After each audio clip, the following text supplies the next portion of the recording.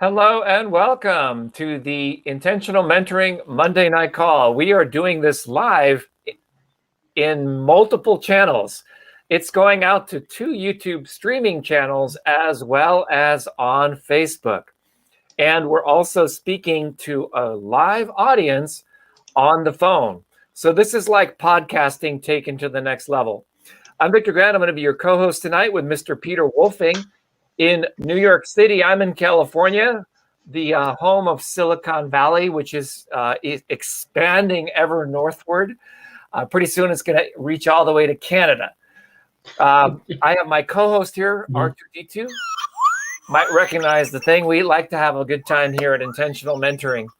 So tonight's topic is you are perfect, just the way you are. And we have a very special guest joining us at the top of the hour. Dr. Breakthrough himself, Mr. Stan Harris, will be here. And I love this guy. So let's take it away, Peter. Talk about what we're going to be expressing tonight. Over to you.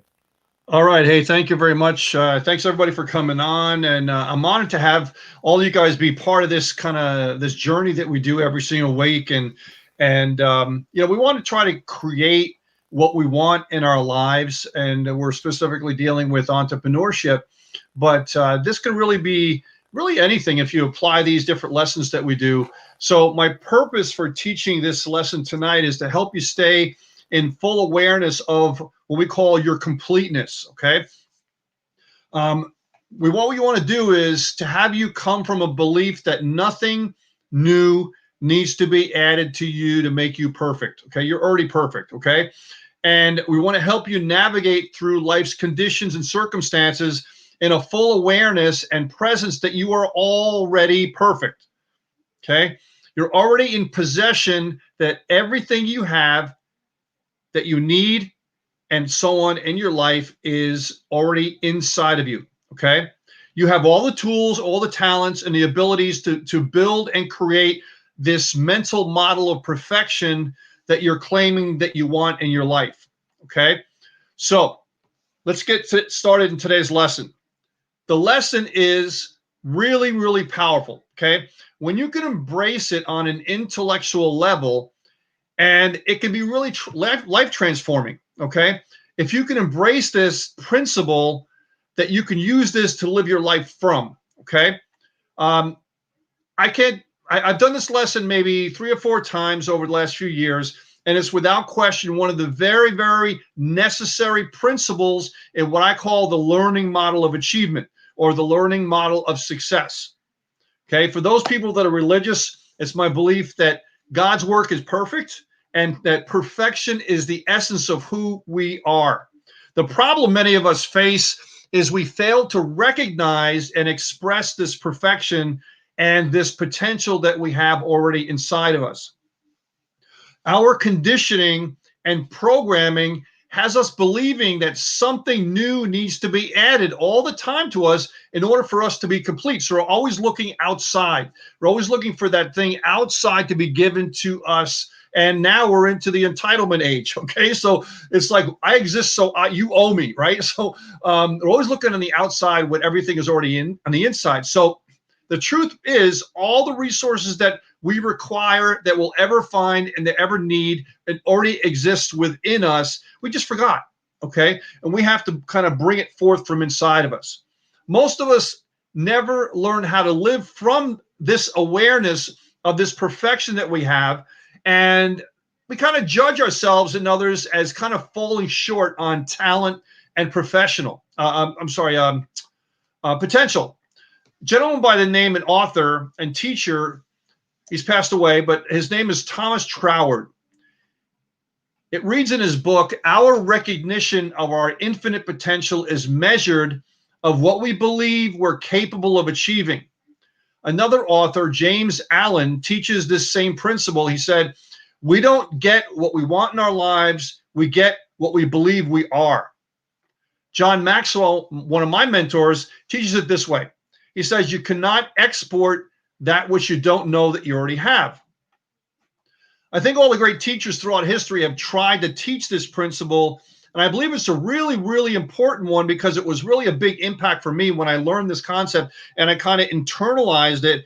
And I really got the concept of what they're really trying to say. Many times when I post this out and I said, I'm doing a teaching on you are perfect, then I get all sorts of weird emails. What do you mean we're perfect? You know, it's like going against God's law or something. It's not, you don't understand. Okay. Please listen before you make comments. Okay. I want to help this kind of bring this alive for you so that you can kind of move beyond an intellectual understanding of it and begin to live from kind of a knowing that is really deeper and more meaningful inside of you. Okay. So look at these statements. If we were to just summarize them into a belief, it would be what I said in my subject line, you are perfect. Okay. I got to tell you, when I first tried to embrace this as a belief, I was challenged on many different levels, just like many of you are right now, thinking, oh, what is he talking about? I'm perfect. No way. Right. So societally, I thought I was kind of a bit arrogant by saying that I'm perfect. Right. Peter says I'm perfect. No, that's not the case. Okay. Please relax. And we're saying this kind of thing. Right. So the conditioning that I had, and probably you have, and the programming said that no one's perfect, right? Don't worry, no one is perfect. Have you ever heard that before in your life? Well, I'm sure we all have, and we probably have all said it before as well, okay? The truth is we are perfect. It's our results that at times are imperfect, okay? You're perfect, the results are not perfect. This is an important difference and distinction. To grasp the depth of this difference requires that we come from a different awareness that allows us to separate the being from the behavior, okay? Separate the being from the behavior, the being from the results. So I thought I was kind of, as I said before, kind of a little conceited when you said, hey, I'm perfect, right? And I found it's not conceit, it's a healthy awareness of your life. It stems from the truth of creation. Okay. Now, if you're a Christian, you think that, okay, God's work is perfect and our being, our life is a result of his perfect work. So you have to be perfect, especially when you're born, right? Let me get into that a little bit. You'll see what I mean. Secondly, I struggled with this at a core belief level. Every time I would try to affirm that I'm perfect, this belief in my mind, there was a part of me that I call my reasoning mind, my conditioning mind, my programmed mind. It would immediately reject the idea, okay? The part of our ego judgment mind will remind me of every time that I blew it, every time I failed, every transgression that I had that would kind of serve to prove to myself that I'm not perfect. It gave evidence that I was not perfect, that in fact, I was far from perfect, right? Has anybody else ever felt that way before? Of course, right? We all have. I can hear my programming mind and say, you know, who do you think you are? Who do you think you are? You always fail at that kind of thing, right? That kind of, you always get rejected. Who do you think you are trying to start a new business? All these different types of things. And you know what?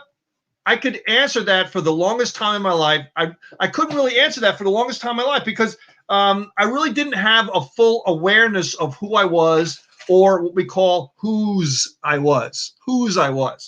I didn't have an awareness of what Thomas Troward was teaching, and I had not really recognized my full potential or my belief that I was capable of achieving what I really wanted in my life. And that takes sometimes an evolvement of ourselves and awarenesses of ourselves. And we have to really go deep and explore ourselves and just try to grow a little bit every single day. So when this voice of judgment asks the question, we got to answer it.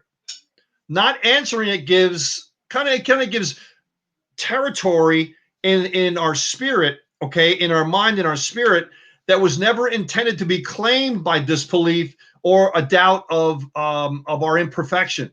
So when you say, who do you think you are? You can't do that. You're not perfect. It's like a yin and yang in your brain and your spirit. It's grabbing more territory. So in your subconscious, your conscious, your spirit, it's always a fight for territory from the negative to the positive to the negative, and so on. And whichever one you feed is going to give dominance in your psyche. Okay. So we have to have the awareness to answer that question. And the best way to answer it is with the truth. Okay. Who do you think I am, you ask? Well, let me tell you. I not only think, I believe I am a creation of God's work in the universe. And I know that God's work is perfect. I was created perfect.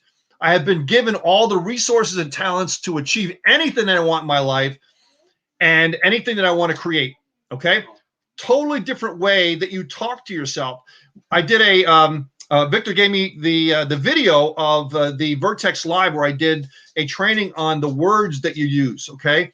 And that's a perfect example of the words that you use can totally change the way you see things. And it feeds your spirit, it feeds your brain, it feeds your subconscious, and feeds it different things. So this way it can grab more territory. Okay. So I know at first I didn't believe it. Okay. At first, you're probably not going to believe it. But remember this, our beliefs are based on our evaluation and awareness of the things and frequency when we expand our awareness and reevaluate those things. Our beliefs and our awarenesses are going to change over time. Okay, look at it like this. I said that you have all the resources that you need to not only get all of your needs, but all of your wants as well. If you don't believe that statement, I encourage you to challenge your beliefs all the time. Okay, challenge your beliefs at that moment and from now until whenever you can. Okay.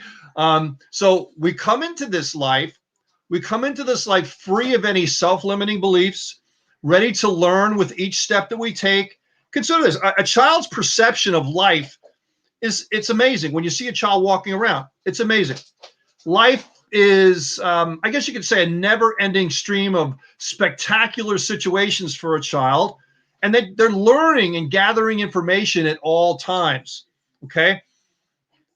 A life is, for them, I think at the beginning is kind of dedicated to discovering, playing, asking questions, and just this insatiable desire to learn, because that's what life is. Life is learning and growth, right? They want to achieve different things. They want to learn how to walk and things like that. Think about how a baby uses the resources around it, okay? Have you ever watched a 2-year-old work a room? I know many of you have children. I have 2. Mine are older now, but many of you had young children, and maybe you can remember back, and even if you didn't, I'm sure you've seen a baby walking around. You know firsthand that they've mastered all the resources that they have around their environment, okay? They may not have the language skills of, say, sentence structure. They may have a limited vocabulary. They may not have the muscle dexterity to walk or to run or to move around gracefully, but they have many more powerful resources than those. The resources they have and use are the resources we all know are the resources of what we call the creation itself, okay? They come into the world.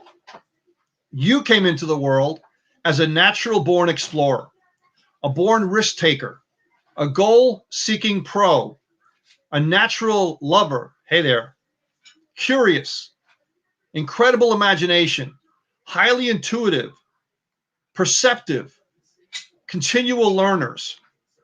All of these are natural states for us to live from. All of these are a part of our perfection as a part of a being, okay? And a part of our being, right? But they're not normal for most of us as adults. They're natural, but not normal. Big distinction. They're natural, but not normal. Okay, write this down. We are born perfect, and we're programmed for failure. We're born perfect, and we're programmed for failure. Our programming is much different from our nature. Now, focus on what I'm going to say here, okay? Our nature is explorers. Our programming says good things come to those who wait. Our nature is a risk taker. Our programming says better safe than sorry.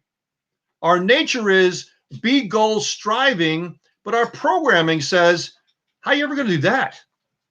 Our nature is unconditional love. Our programming says, don't talk to strangers. Our nature is, maybe we want to be a little curious. Our programming says, curiosity killed the cat. Our nature is incredible imaginations. Our programming says you got to be realistic. Our nature is highly intuitive. Our programming says keep your head out of the clouds.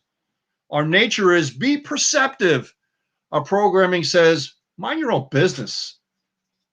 Lastly, our nature is be continual learners, but our programming says you can't teach an old dog what? New tricks. The funny thing is that most of this programming came from people who taught you to believe in Santa Claus, the Tooth Fairy, Easter Bunny, and the Great Pumpkin. Right? Their intent was good, but the beliefs are self-limiting. With all the love in their hearts and within a single gram of evilness, without a single gram of evilness, right? In an effort to try to teach us what is quote unquote best for us, from their point of view and from their limited knowing and awareness, we begin to gradually lose touch with all the resources that we've come to have naturally, that we're created to express as creative beings. But not all of our programming came from our parents. We're also programmed on the playground of life. Also media, social media, television, the news, all these different things, authority figures in our life. Let's face it, the playground of life can be what? Really cruel. If we have any quote unquote differences from the social standard of what is defined as normal, then we're singled out, we're picked on, and we're teased because we're not part of the herd, I guess you can say. And these differences can be anything. All it takes is some 5-year-old to notice that the left nostril is bigger than the right nostril, and that's it. The teasing is off to the races, right?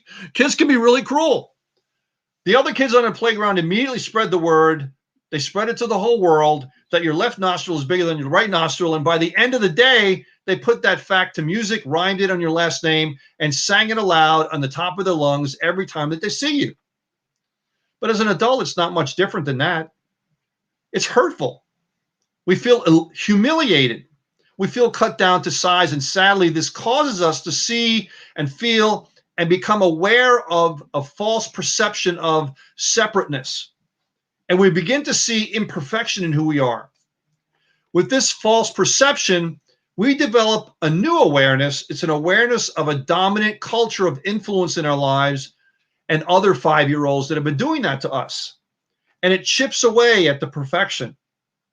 It chips away at the armor of the perfection, right? And now we think that we're not so perfect anymore. Now, from this pain and from this new awareness, we begin to create a learning model that's absolutely brilliant for a 5-year-old to create. Think about how incredible it is. At 5 years old, we have the capacity to create a learning model to get one of the highest needs met. And that is of acceptance. We meet this need of acceptance within this model by allowing ourselves to be marginalized and diminish ourselves so we can fit in and be accepted by the herd. Don't most people don't want to be rejected by the herd? I mean, when you go through grade school, middle school, high school, it's like oxygen, isn't it? To be accepted by the herd. You don't want to stand out because it's brutal, but it's chipping away. We don't realize that this model will cut ourselves off from the very resources that we need to achieve later on in life. The resources that come from a belief in our perfection, and we lose it. So that's what I'm saying. It's already there. You have to go back and get it. You have to go back and remember and peel back the onion. Like Shrek says, it's an onion thing.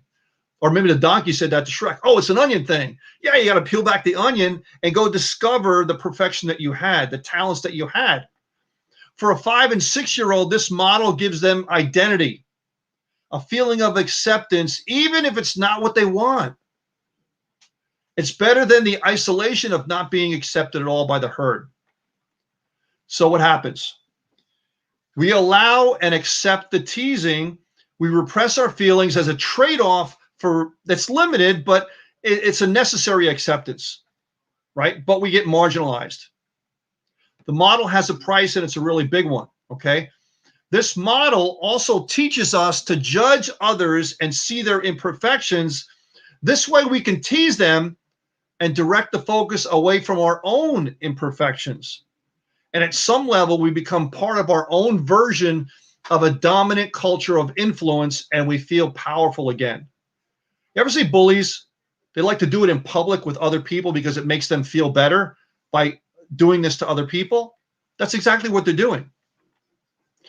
This learning model teaches us to hold back on asserting our creativity. This way we don't risk being judged or getting teased anymore or getting rejected when you're trying to make a sales call. We learn to lay low, we learn to conform, stay in the comfort zone, and we feel a sense of safety and control by not taking action. This learning model that we learned back when we're 5 and 6 years old teaches us to value the opinions of others more than our own opinion of ourselves, and we learn to settle. Think about that. The learning model teaches us to value the opinions of other people. What do you think? What would you do? More than our own opinion of ourselves, and we learn to settle. So the dream goes from here, and as you get older, it starts to come down, and we settle for the comfortable. The model teaches us not to express our hurt and pain so we won't appear weak, and we won't be hurt anymore. It's a brilliant learning model for a 5-year-old to kind of come up with and to operate from, right? This model serves them well at that stage in their life, but it allows them to avoid pain, right? And to gain what they want, which is to be accepted. But the problem is they don't even know that they're doing this, and they're creating this learning model inside of themselves. And as they move on later in life, this model destroys them. It destroys their dreams. It doesn't even serve them when they're 15, right? But they know this model is kind of running in their life. It's running inside of themselves. It's corrupting their thinking and it's corrupting their results. This model is not so effective when you're 20 years old or 30 years old. It shows up as missed opportunities in your life, right? It shows up as being late for meetings all the time. It shows up in not asking someone out on a date because you don't have the confidence anymore. What if they say no? This model shows up as self-sabotaging behavior and playing it safe decision-making in our 35, 45, 55, and so on of our life. This learning model is the foundation of life's regrets when we're 50 and 60 years old. It's languaged by 70 and 80 years old as what? Should haves, could haves, and so on, right? I should have, could have, man, I wish I would have did that. But it's all ingrained in you from when you're young, very young. So a learning model that was brilliant and serving becomes destructive. It becomes self-sabotaging and robs us of our highest expression as creative, perfect spiritual beings. I lived this in my own life. I mean, just an example. When I got out of the service in the Marines, I went into the restaurant business, right? And from that point on, I was taught you are who your job is, right? I wasn't taught to go to school, I mean, college, right? And you are who you say you are, and making $50 an hour was the bomb. So I didn't think I could make any more. It didn't even occur to me that I could make more than that. And I would sabotage myself all the time. The more I made, if I kind of quote unquote got lucky and I made more, sometimes a lot more, I would sabotage myself all the time, and I would bring it back down to where I thought myself was supposed to be, right? Because of what I was taught when I was younger. And that wasn't the bad part. The bad part was at that time, I still didn't even know it was a model, right?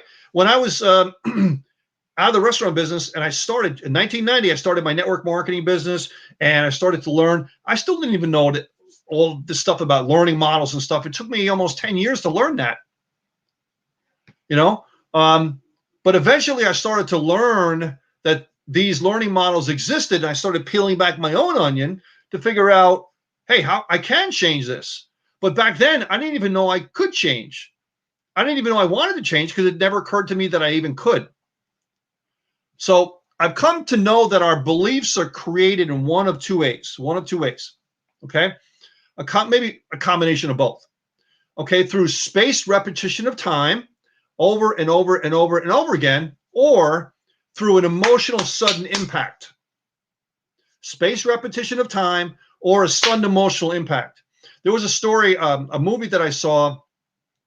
It was about the Middle Ages, and the father was trying to teach his son something, and he was looking at him, and all of a sudden he went, bam, and he slapped him in the face. He says, now remember, what he was doing, he was combining what he was teaching with pain, right? So he wants sudden impact to learn. So my marginalized or diminished learning model that I created in myself over time, I didn't know that I wanted to do that. So it took me a long time. It took me a long, long, long time to figure that out. And with the intentional mentoring, we don't want you to take that long to figure that stuff out. And that's one of the things I try to teach you on Monday nights is that you have it. Okay, you can do it and change that learning model and replace it with other things. So eventually I gained my balance. I started to study. I started to look at books. I started to read books. And I went to seminars, coaching, counseling. My first mentor was Darren Hardy, John Maxwell, and others. Okay, both alive and dead. And I just I became insatiable about learning and reprogramming myself. Right. I became interested in the lives of successful people. Tried to model those people, not just their business, but their story, what we call their hero's journey. I must have watched almost every biography show on A&E, tell you the truth, okay?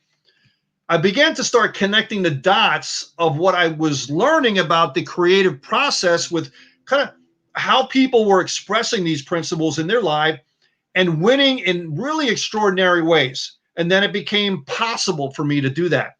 And that's when I realized that, like you and I, we have a DNA structure, right? A pattern plan within us. So does achievement. It does too. So if we have a DNA structure in us, achievement and a learning model and success, they have a pattern plan as well. I say it all the time. The Wallace Wattles in his great book says, listen, successful people and you are not that much difference. I'm paraphrasing here. They just do things in a very specific way. And that's a pattern plan, right? And I refer to it as a learning model. And that's what I'm sharing with you partially tonight. I didn't get really into the learning model of success, which really has 3 parts. But when you're on these calls, we cover the principles of the learning model of achievement and success. And I think it's important to say that I'm not only sharing just something I heard and I learned, but I did it. I learned it. Trial and error. I paid heavily in the cafeteria of life.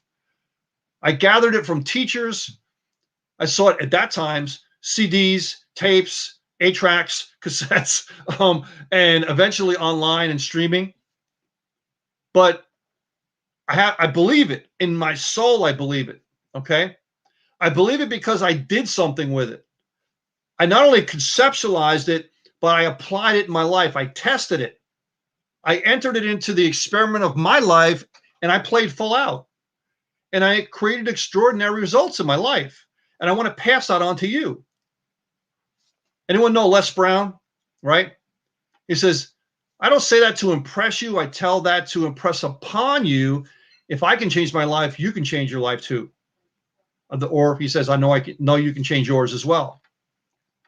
So let me share with you an exercise that you can do over the next 2 weeks, okay? And bring this lesson alive in your life. Okay, what I want you to do, now listen closely, very simple. I want you to slow down. In the Marines, we call this managing chaos. And I've gotten very good at this, to kind of have everything slow down while everybody's going nuts, right? Slow down, even in the most mundane things you're doing, okay?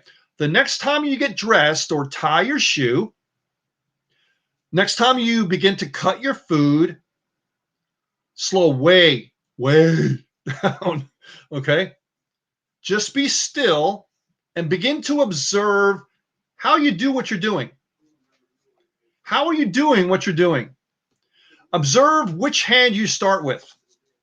Observe how you breathe when you bend. Which hand goes on top? Just observe and ask, when did I learn how to do this? Who taught me this? Where was I when I learned this? How long did it take me to learn this? How difficult was it to learn and train my muscles and my hand and eye coordination to do this, my dexterity? Allow yourself to recognize that there was a time in your life when you could not do that. Even tie your shoe. You couldn't do it. Realize the only reason you can do these things now is because you built a learning model for doing it. And when you practice and practice and practice that learning model, it became ingrained in your thinking and your behavior, and you now live from that knowing how to do it, right? Then observe the next time you want to go to the gym and you don't. Observe the next time you want to call the prospect and you don't. Observe the next time you want to extend love to another person, but you don't. Observe the next time you feel afraid of taking the next step, but you don't. Then slow way, way down and be still. Then ask, when did I create this learning model of quitting? When was the first time I remember using that model? Okay. Who supported me in keeping that model? It's usually somebody there that's supporting you doing it, saying, it's okay, it's okay. What does using this model cost me in my life? Financially, relationship-wise? Was there a time in my life that this model served me? Does this model serve me anymore? How can I replace it? Knowing my behavior is driven by a learning model based on my beliefs. What are my beliefs in this learning model called quitting? What would I want my beliefs to be? What would I call this new learning model? What I do, this learning model right here that I'm just teaching you right now, is called observational thinking. Observational thinking. I promise you, if you do this, your life will be changed forever. Be aware of what you're being aware of. Now, I found this process of observational thinking to be very powerful. What I found observational thinking to do is to allow an interpretation between your thoughts and your behaviors. It creates a space for self-evaluation. It's the space between the actions, right? And at the same time of the program thinking and the behavior, it gives you time to consider and think about, okay, to manage the chaos. If you do it often enough over time, this new awareness begins to short circuit the programming model that you have in yourself. At first, it presents itself as an alternative choice, but then again, over time, it becomes a directive rather than a suggestion. Now, I don't have a research study to back up what I'm saying, okay? But it's a PhD in the results of life, right? So remember what you've heard, okay? When you change the way you look at things, the way you look at things change. Observational thinking, guys, observational thinking. So in summary again, the next time you get dressed, slow down and think. Tie your shoe, cut your food, observe. What hand do you start with? How do you breathe when you bend? Which hand goes on top? Which foot do you put in your pants first? Maybe when you were a child, you put your right leg in your pants. Your mom said, no, the other leg. And that's how you learn how to put your left foot in, right? Maybe right hand throwing, left hand throwing, you know? You threw with your right hand, your father said, no, left hand, or whatever, right? Ask yourself, when did I learn how to do this? Who taught me this? Where was I when I learned this? How long did it take me to learn this? How difficult was it to learn and train my muscles to gain the hand-eye coordination? Right? You want to recognize there was a time in your life that you couldn't do it. That you couldn't do it, but you learned a learning model to do that whether that learning model was success or not. Maybe it was success then, but maybe it's not success now. Maybe it's not servicing you anymore. Okay? The only reason you can do these things now is because you have built a learning model for doing it. Then you practice, you became ingrained in your thinking and your behavior. Okay? In summary, the next time you go to the gym and you don't, the next time you want to call a prospect and you don't in your business, the next time you want to extend love to another person and you don't, the next time you're afraid of talking to somebody and you don't, ask yourself, when did I create this learning model of quitting? Where was I when I started to do this learning model? Who supported me in keeping this learning model alive? Was it myself? Someone else? What does using this model cost me financially? Some of these learning models, guys, I hate to tell you, but it's cost you millions of dollars, millions of dollars. Was there a time when this actually served me? Because sometimes these learning models serve you when it's happening, but it's not going to serve you when you're a teenager or when you're an adult, or vice versa. Okay? Does it serve me anymore? You have to question everything. Everything you do, you have to question, is this serving me anymore? If it's not, get rid of it, find something better. It's like an A/B split testing, right, Vic? What are my beliefs on this learning model of quitting? What are my beliefs on this learning model of quitting? What would I want my new beliefs to be? So this new learning model is called observational thinking, guys. Observational thinking. So guys, that's the end of this teaching session for myself. I hope you guys had a great time learning about observational thinking, that you're perfect, you're conditioned to lose over time. You're perfect, but you're conditioned to lose. Born to win, conditioned to lose is maybe another way to say it. But what the first step in overcoming that is the awareness that it's happening, or that it has happened.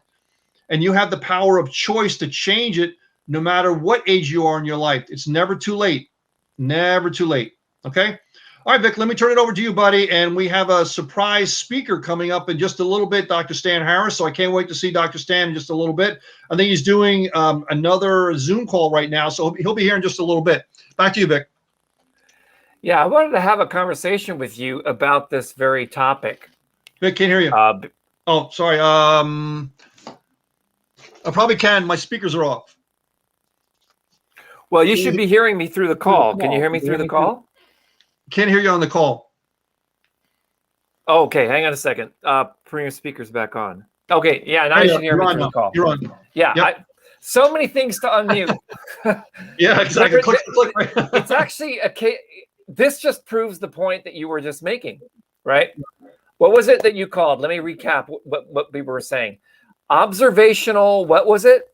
Thinking, observational thinking. Observational thinking. So basically you observe and then you have your thinking, observe, and it creates like a feedback loop, right? Right. So I observed that my phone was muted. I unmuted it. Now you can hear me again because there's more people listening to us on the phone than are watching us live on YouTube. Right. Because this is a new thing. You lose something, right? You lose your keys or something. Instead of panicking, you go crazy. You start thinking, okay, when's the last time I saw my keys? And you relax and you think, when did I see it last? And you go back from there, go back, or go forward. And you do it calmly and you do a process of elimination. And eventually you find your keys. Yeah, exactly. And always look in the refrigerator. That's usually where you'll find them. In the freezer, you'll find them in the freezer because you were reaching for the ice cream and you left them there because the ice cream was cold. So you put the keys down. It's perfectly logical. Yeah, frozen in the ice cube maker. Yeah, exactly. No, seriously, folks. I was thinking, Think and Grow Rich. Great book. And one of the things I like to do is randomly open up a page and read something from it. It always ends up being exactly what we needed to hear. And this is in the chapter called Specialized Knowledge, which is exactly what you were talking about. A salesman in a grocery store found himself suddenly unemployed. Having had some bookkeeping experience, he made a special course in accounting. familiarized himself with all the latest bookkeeping and office equipment, and went into the business for himself. Starting with the grocer for whom he had formerly worked, he made contracts with more than 100 small merchants to keep their books at a very nominal fee. Mm-hmm. His idea was so practical that he soon found it necessary to set up a portable office in a light delivery truck, which he equipped with modern bookkeeping machinery. He now has a fleet of these bookkeeping offices on wheels and employs a large staff of assistants, now providing small merchants with an accounting service equal to the best that money can buy at a very nominal cost. Specialized knowledge plus imagination were the ingredients that went into this unique and successful business.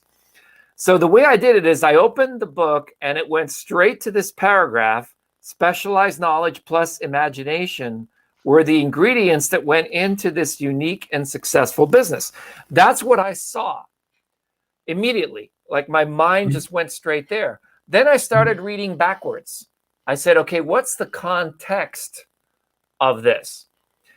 And what I've observed is a very fascinating thing about, there is a part of the brain called the reticular activating system. Mm-hmm. The simplest way to say it is, if you were thinking of buying a Tesla, right, and then you finally bought a Tesla, you notice that everybody else is driving a Tesla. When you don't have a Tesla, you notice that everyone else is driving a Tesla but you. Have you noticed that? And it starts to bother you because you want that. Same thing like with Bitcoin. You notice that when people are doing Bitcoin, everyone else bought Bitcoin earlier than you did. When people joined your network marketing business, someone joined before you did, and now it's too late. Have you noticed that? Right? It's always too late, right? So even as founders of companies, it's too late. It's too late. Yeah. So it's context specific. If I just read you the story, okay, it wouldn't make sense if I didn't have the conclusionary statement. But this conclusionary statement, specialized knowledge plus imagination, I could just change it to are the ingredients that are unique. Actually, what I would say is specialized knowledge and imagination are the essential ingredients you need for your business. See, now I've taken that story and I've made it into a statement, right, that can live on its own. So everything you were talking about, Peter, especially I was listening to about high school, that you can either be with the pack or off on the side. And oftentimes you'll find that the people who are not with the pack are the people who are sometimes perceived as more successful, or they're more important. They're exclusionary. Let me quantify that, and let me explain what I mean by that. Is what would you rather have? Let's say Pink Floyd was performing again. They're not, but let's say they were. I'm working on trying to get them to perform again, but that's another story for another time. But supposing they were, would you rather have a backstage pass to the Pink Floyd show, or would you rather be in the crowd with everybody else? What do you think, Peter? Oh, yeah, backstage. Right. Oh, yeah. Well, if you've ever been backstage, you notice that it's a different type of an experience. I've been to a lot of backstage shows. And one of the things I've noticed is that the sound is terrible. All you hear is the bass. You can't hear each other. There's cocktails. You get to hang out with all the band, but it's the worst possible place to hear the concert if you actually want to hear the music. Because the mixing board is typically about 50 yards in front of the front stage, right? So you actually, So it's kind of a trick question. Well, a friend of mine is a sound engineer, and he was working how can I put this? He wasn't working at the time. He was actually an attendee at a concert. And he was in a good seat, you know, the good seats, which are like maybe the third or fourth row from the stage and stuff like that. Mm-hmm. And he was saying, man, the bass is too loud. The bass is like way too loud. And so he went over to the mixing booth and he talked to the guy. And he said, I'm a recording engineer. I run mixing, you know, consoles all the time. And your bass is too loud, right? You can't hear anything. You can't hear the vocals. It's the kick drum. It's the kick drum. Every time you hear this kick drum, you hear it in your chest. And he says, oh, yeah, well, you know, the artist wants it that way. He wants it that loud. There's nothing I can do about it. So I said, no, really, it is too loud. And so what he did was he finally said, look, go to my seat. That's my seat over there. I'm going to hold the mixing booth for a second while you do that. And he says, okay. So then the guy was in the booth. He walks over to my friend Jamie's seat, sits down in the seat, says, oh my God, it is too loud, right? It's the change of perspective, right? Mm-hmm. Mm-hmm. It's too loud for the people, but at the mixing console, it sounded just fine. The blend was just perfect, right? Mm-hmm. So where you are is going to determine your listening. Where you are. Right? How you hear things is going to change based upon your experience. Mm-hmm. I was once part of a very expensive seminar. Okay. It cost $3,500 to join the seminar at the basic level. Then it was another $3,500 to go to the advanced level. And then once you went through those two criteria, you had an exam.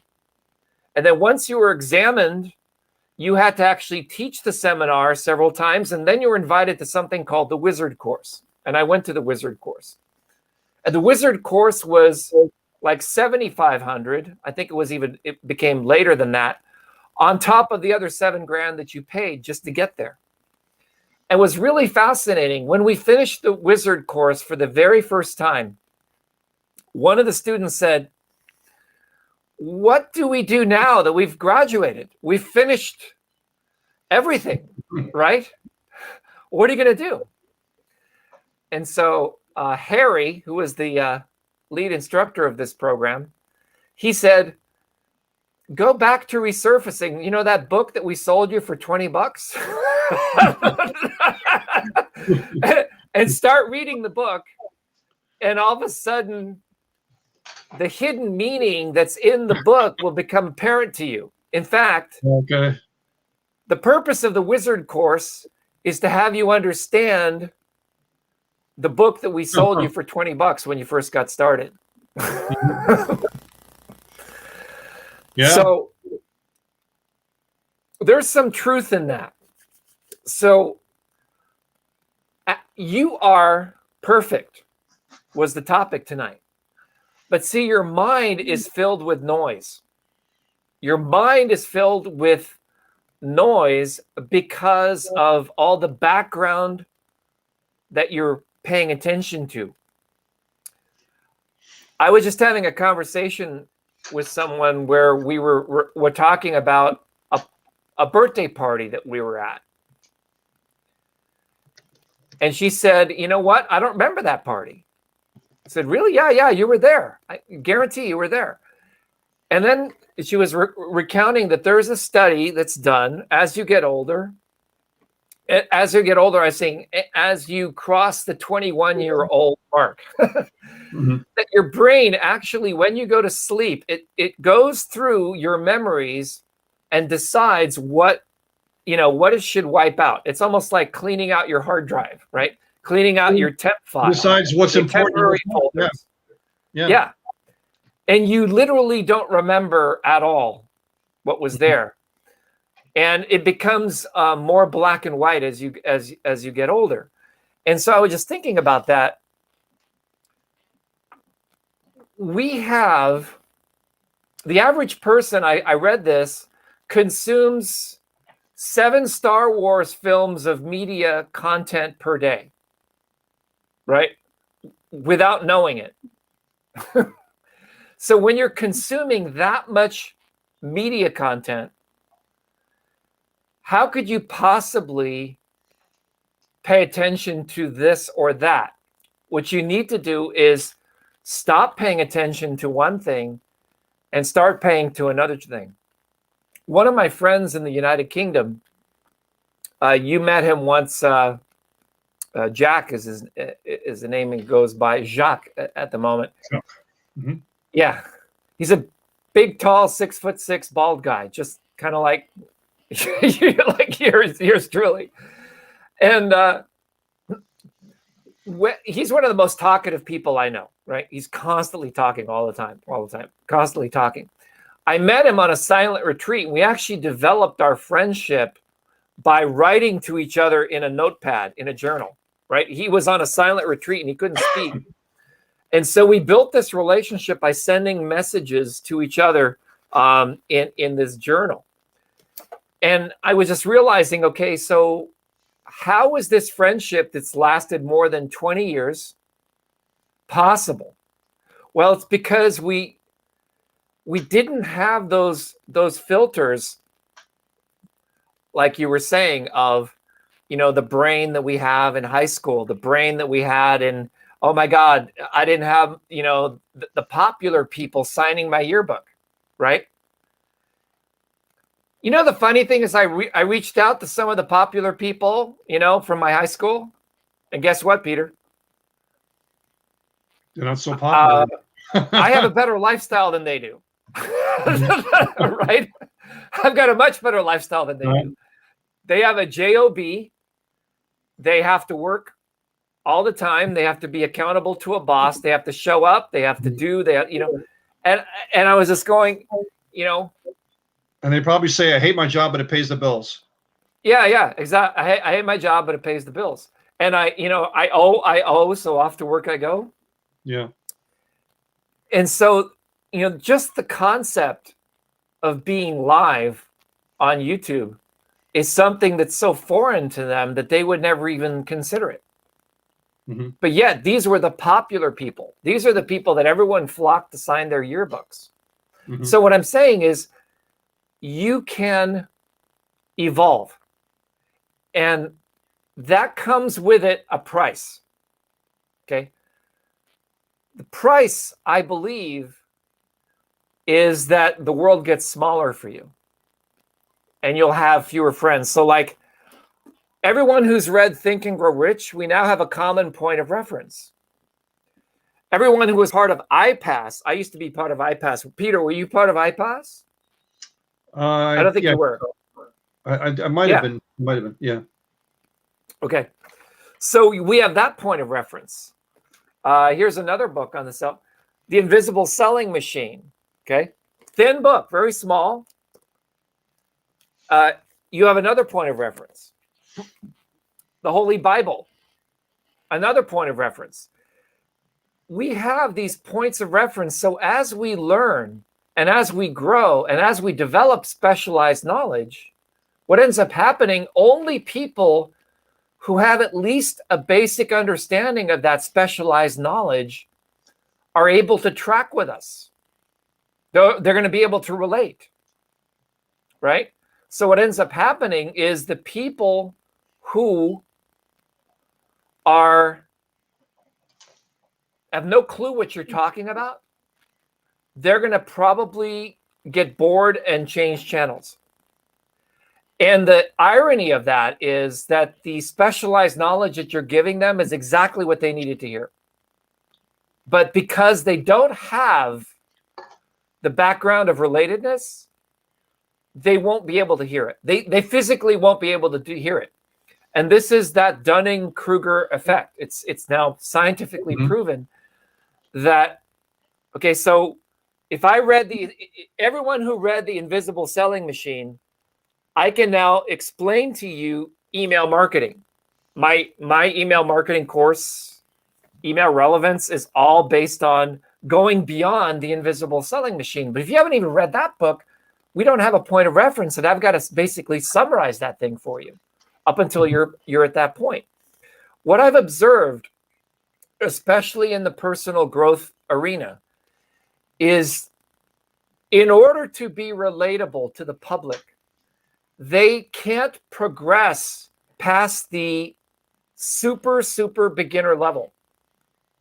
They have to teach these basic fundamental principles over and over and over and over again. And the problem with that is, if you're like me and you've been in personal growth for a better part of 30 years, which is true. I actually started personal growth seminars in my 20s because I wanted to meet girls and sell water filters. That was it, right? I was a network marketing company. I wanted to sell water filters. In that order. Yeah, in that order. In that order. And so I've heard it a gazillion times already. So I was on a call the other day and I was listening to this because I really wanted to consume this guy's material on YouTube. But he spent like an hour and didn't tell me anything I hadn't already heard. And in personal growth, we call that an always, ever and always already listening. So in other words, you've already heard it before. And so as soon as you hear something similar, your brain is going to go back to the time that you heard it before, and it's going to relate it to the thing. Oh, yeah, I know what that is. Oh, it's just like one of those other things, right? And that's actually how we learn. That's how human beings learn. That's how you learn from the first time you fell over when you were a baby and you were trying to walk and you hit your head on the wall. Or in my case, I had a near-death experience. Okay, it was literally a near-death experience. I had a chair that I would sit in that was like a little rocking chair. If I remember correctly, I was very young, not even a teenager yet. And I was sitting down to watch television with my dad. I can't remember what was there, but I think it was something like, Batman or, remember the old Batman and Robin, the old ones and the square TVs, Peter?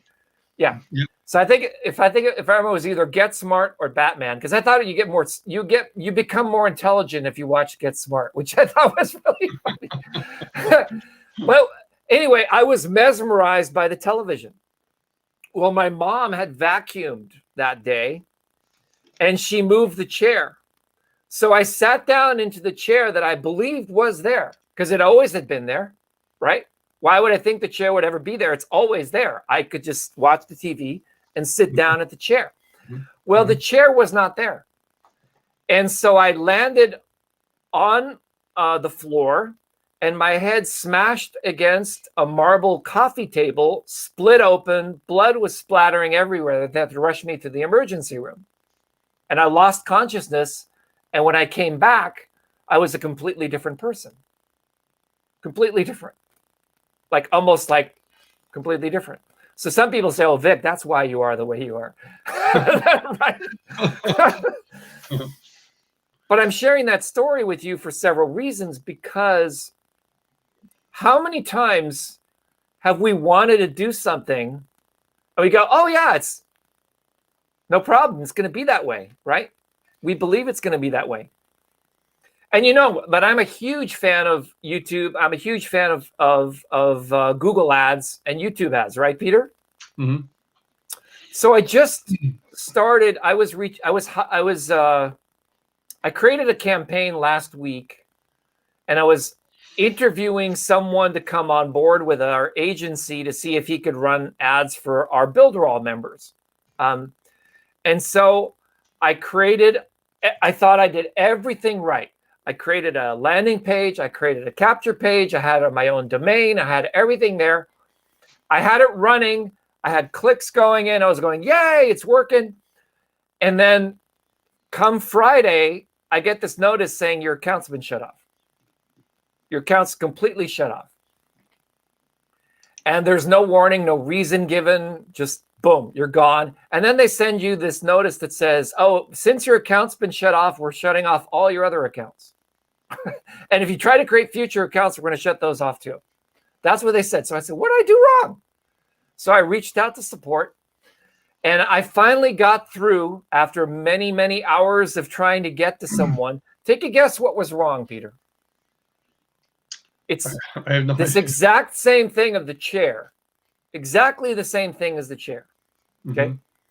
You remember there was a thing that came out called GDPR, and there was privacy, and there's policies and all this kind of garbage. Back in the day when you and I were there, asking for opt-ins, and we used to use 𝗹𝗶𝗳𝗲. I've used 𝗹𝗶𝗳𝗲 for 20 years. Okay, so 𝗹𝗶𝗳𝗲, whether it's 𝗹𝗶𝗳𝗲, MailChimp, or Constant Contact, whenever you ask someone to opt in, the privacy policy is, it's not my policy, it's 𝗹𝗶𝗳𝗲's policy. It's not my policy, it's MailChimp's policy. In our case, it was Billionaire policy, right? So I thought I was being compliant. Well, apparently, if your legal terms and your privacy policy are in a different domain, or you're promoting a company that is not on the same domain as you are, then that is a violation subject to immediate termination. Can you believe that? It's crazy. So the world has changed, but no one told us, right? The chair was moved, but no one told me, right? I was so mesmerized by watching the television screen that I sat down and almost died, right? So how does this relate to your story that you were sharing and the talk of the time? We have Dr. Stan here. I'm going to add him to the stream. There he is. Have you been hearing me, Dr. Stan? Unmute. Yeah, unmute on your phone.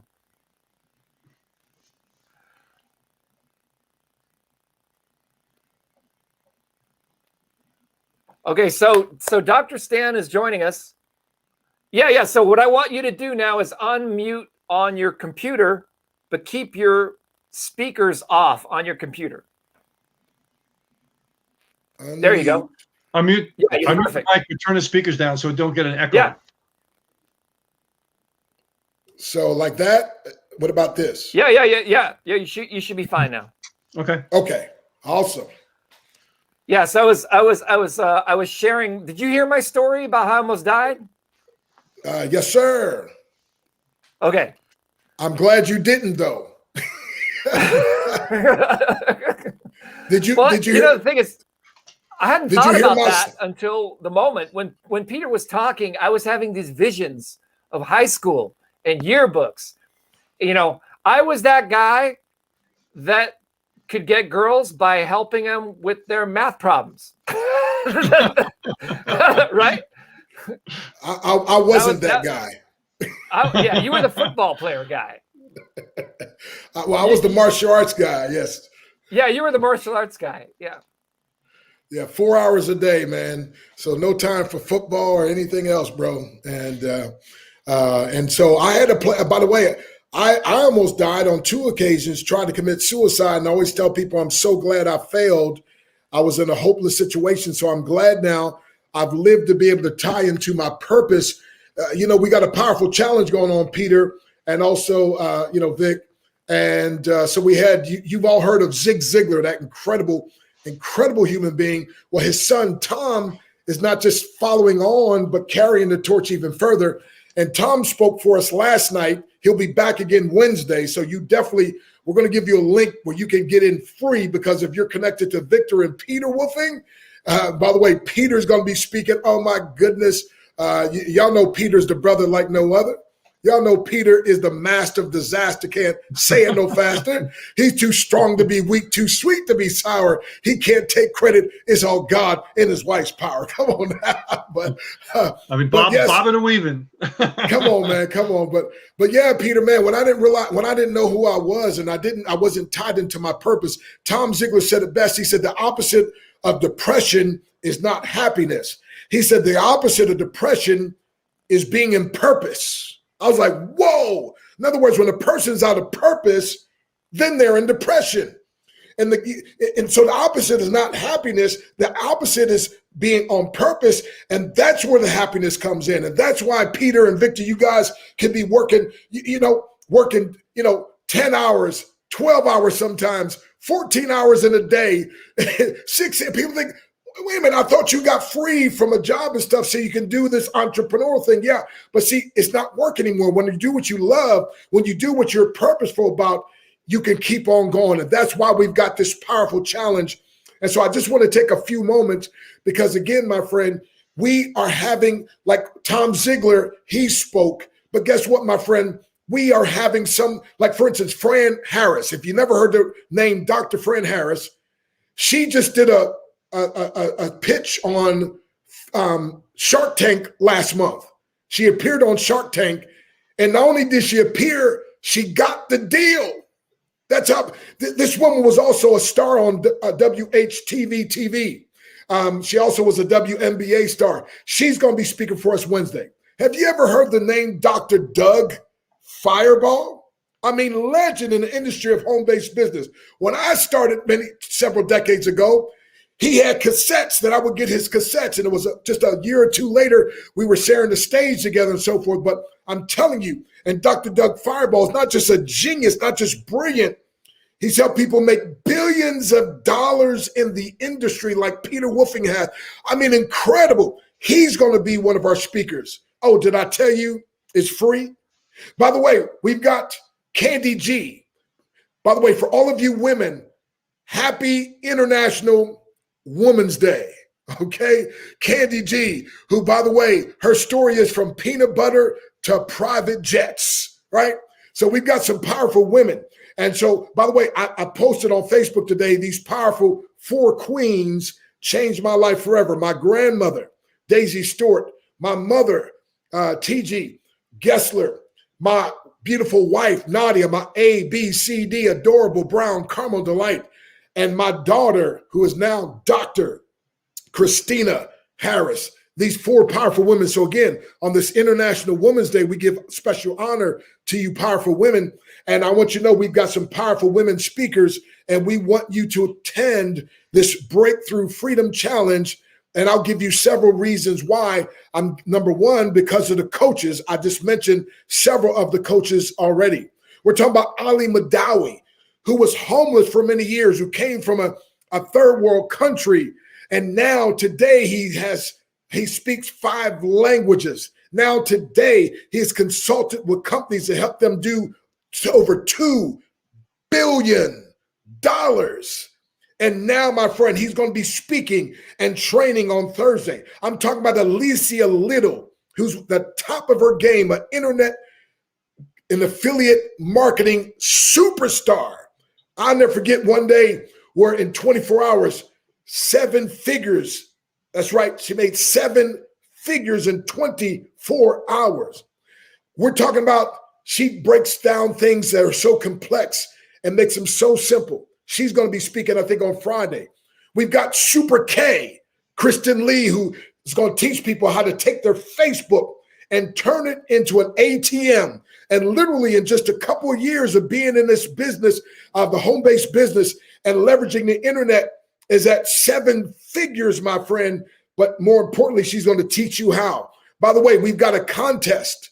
We've got a contest to see who can bring the most visitors to our Zoom. And guess what, my friend? She's in first place with 48, but Peter Wolfing is in second place with 46. And I know Peter, though. Peter and Victor about to turn up the heat and about to blast that thing and come in first place like he ought to be, because that's what he does. Because he's been helping people for so many years, and he's been empowering people that when Peter recommends something, and especially when it's free and it's good for you, people like, if Peter and Victor say it, I'm in with it.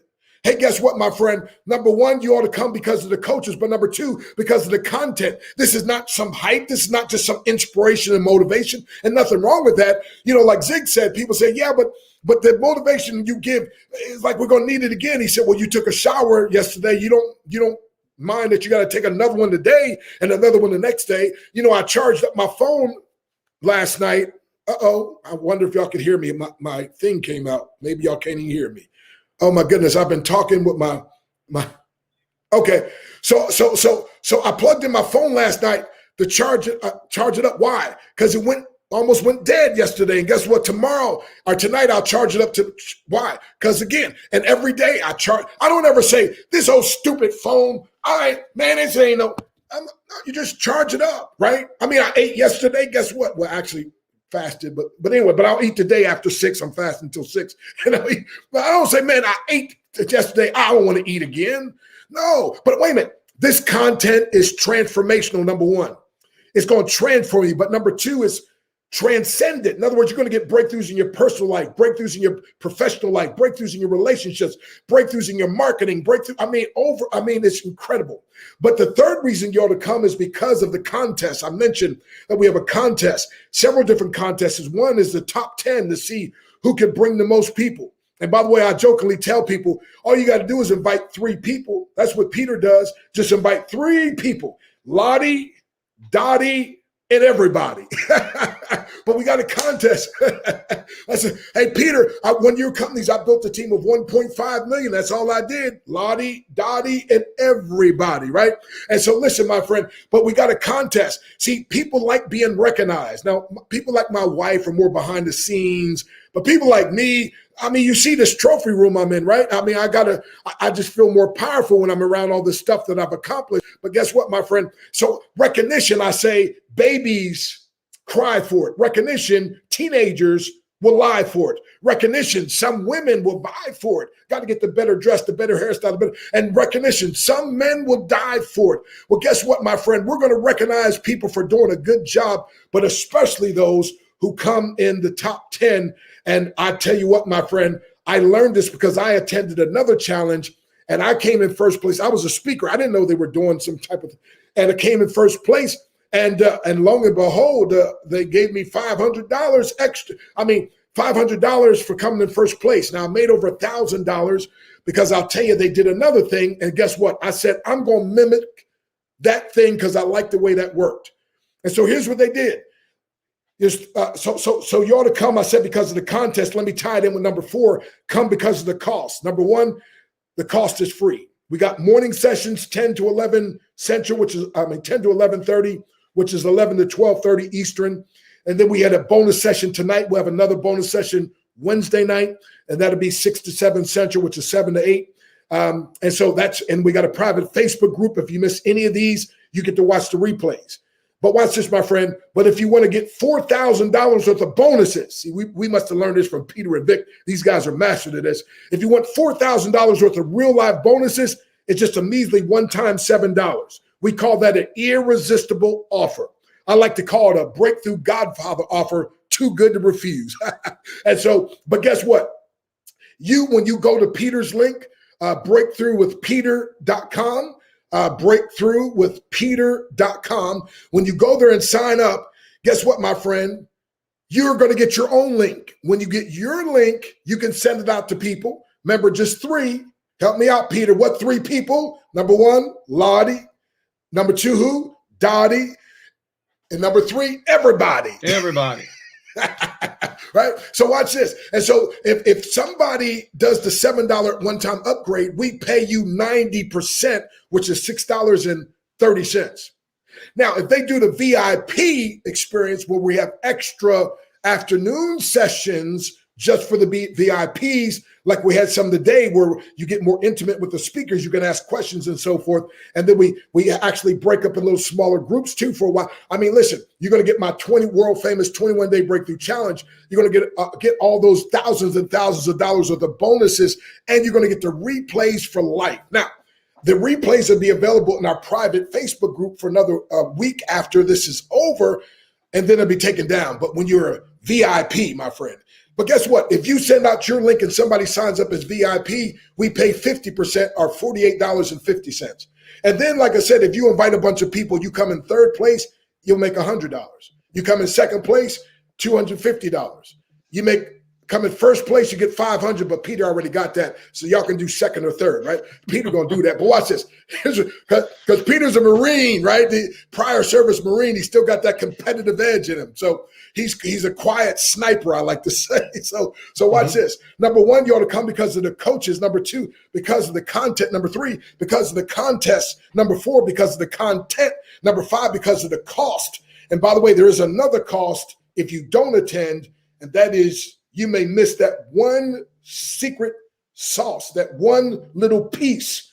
See, there was a time when Steve Jobs was one idea away from Apple. There was a time when Bill Gates, one idea away from Microsoft. There was a time when Peter Winfrey was one idea away. Guess what, my friend? And people always want to know, where's that idea? I don't know, but it might be on this challenge, that breakthrough challenge we're having. And if you go to breakthroughwithpeter.com, you get registered for free, get your own link and help somebody else. But then you ought to come because of the connections and collaborations. I told Peter years ago, you're high tech, I'm high touch. If we collaborate together, high touch and high tech is a bigger check. Come on, somebody. And when we collaborated, I'm telling you, it was incredible what happened. And so I'm telling you, my friend, and not only that, because of us collaborating, we were able to reach some people that now, different people that we do business with. It's just incredible. And now some of you have a bunch of haters. Write this down. haters, having animosity toward everyone reaching success. Well, here we have a bunch of celebrators. Come on, somebody. You know, in that crab mentality, one crab tries to get out, they pull all the rest of the crabs, pull them back down. Guess what? We got a reverse crab breakthrough mentality here. Instead of pulling you down, we push you out. Say, go, Victor, go ahead. Go ahead, Peter. Go ahead and do that thing. Go ahead, Rhonda. Go ahead. Right? So you're like, I don't know if I can. No, go ahead. You can do it. You can do it. And so listen, my friend. And then lastly, you ought to come number 7 because of the cause. The cause. I was in couple years ago, I was fasting and praying, and I didn't hear audible voice, you know, but I did feel like the Lord spoke to my spirit and said, and gave me a 21-day breakthrough challenge. Peter, I took from 4 decades of my life, I took 21 of the most powerful principles that changed my life, and I painstakingly boiled them down to 3 to 5 minute videos, came up with my 21-day breakthrough challenge. And I felt like the Lord impressed upon me and said, I want you to empower 1 million or more people to experience 1 or more breakthroughs in 21 days or less by the year 2024. Well, because I collaborated with another guy, 𝗵𝗲𝗄𝗃, that had a challenge model of 5 days, now we're helping people to get it done, and they don't even have to pay anything. That's crazy. And why do I do that? Well, part of that I learned also from Peter. So many people have been hurt, they've been used, they've been abused, they've been scammed. And so instead of getting all these gotchas, how about a bunch of give yous? Just give you, and then you see how great value it is. Then you may come back later and say, Dr. Breakthrough, I want you to mentor me, Dr. Breakthrough. I want to see what kind of books he has that I can get, you know what I mean? So, but I'm saying, my friend, I just want you to come for free, unless you just can't resist the $7. $4,000 of the bonuses for $7, that's fine. But here's what I'm saying. My cause. I close with this in just a minute. I'm a man on a mission with a God-given vision, operating with focused precision that will produce incredible breakthrough provisions. Someone put me on the phone the other day with a gentleman from Barbados, and literally in the 10-minute talk, he said he had about 7 different breakthroughs. He's like, man, I can't, dude, he said, I can't believe this. And I was telling him, and I said, well, guess what? I've got a breakthrough challenge coming up. And he said, wait a minute, a challenge? I said, and not just me, all these other powerful speakers. Now, I've been paid as much as $47,000 to speak 1 hour. But when you come to this challenge, you can come for free and hear all these other speakers. And here's the whole thing about it. We all are coming this week, dedicating our lives to empowering you to get a breakthrough. This guy said, if I got this many breakthroughs in a conversation with you, what would happen if I came to the challenge? So he signed up and did the $97 VIP. He said, man, I got to do this. And so listen, I want you to go to breakthroughwithpeter.com. I want you to sign up, and I want you to come. I want you to attend. And if the hours conflict, Just watch you're going to be invited into a private Facebook group. You can watch the replays there. But I am telling you, I had Les Brown in my last one, and Dr. Willie Jolly, Dr. Myron Goat, some of those powerful speakers in the world. Are y'all hearing me? But not just powerful speakers, ones who have a heart that want to empower you. So I close with this. If me, Peter Woofing, these powerful speakers, and we're working on getting Vic, because man, Victor, he'd show you stuff, man, he'd blow your mind. Like I'd be like, man, how's he know all this stuff, right? And so watch this. So I'm trying to get rid of somebody to squeeze in Victor. But anyway, watch this. But if we're willing to dedicate part of our lives to your success and your breakthrough for the rest of this week through Saturday, would you allow us to empower you, or would you fight against us? Would you resist us? I can hear people saying, well, Dr. Breakthrough, why would I resist? Well, okay. Then the way you resist is if you don't go to breakthroughwithpeter.com and sign up. That's resisting. So go there now. Some of you start signing up right now. And by the way, Peter has been, he's been given and given. Why don't you help make sure, first of all, that Peter comes in first place? Because you know what? When he comes in first place, I got to give him the mic and let him say a few words. And then everybody in the challenge is going, I got to look up this Peter Woofing guy, and they're going to find out about this intense. Come on now. Y'all got to see where this thing is going. So have you appreciated what Peter Woofing and Victor has been doing for you, your life, your business, your family? Okay. So the very minimum, listen, I say it this way. If it's not win-win-win, we're not in. But when it's win-win-win, we're all the way in. So we made it a win-win-win. We had a 16-year-old entrepreneur speak today that blew everybody away. It just doesn't stop. So thank you for your time. I say peace, breakthrough, and divine increase. And I got to, Peter, I got to do it. Can I do a little Les Brown? I called his phone not long ago, and he was quoting me.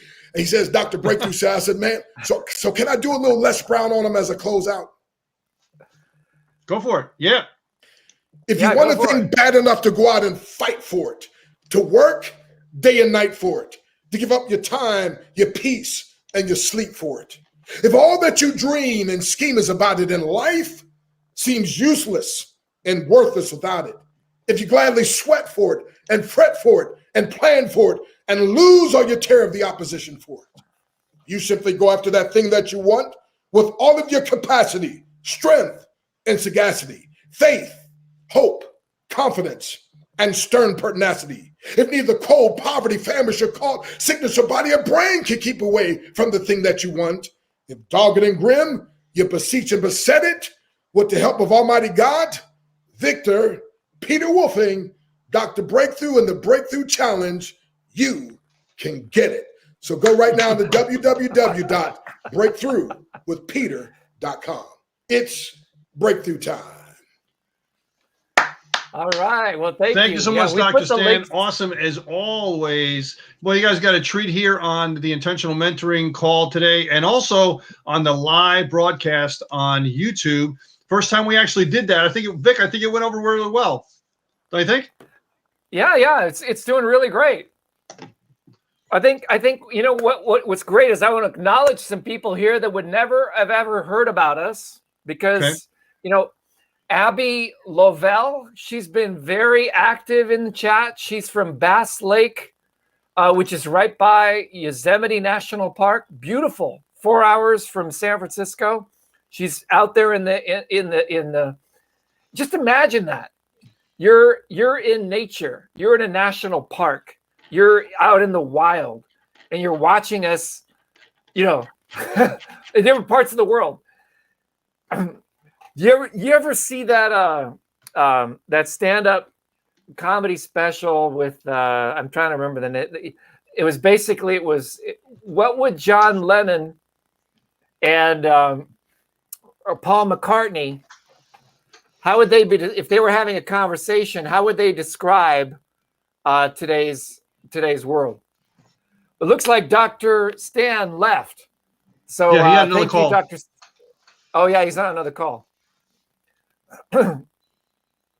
Yep. Well,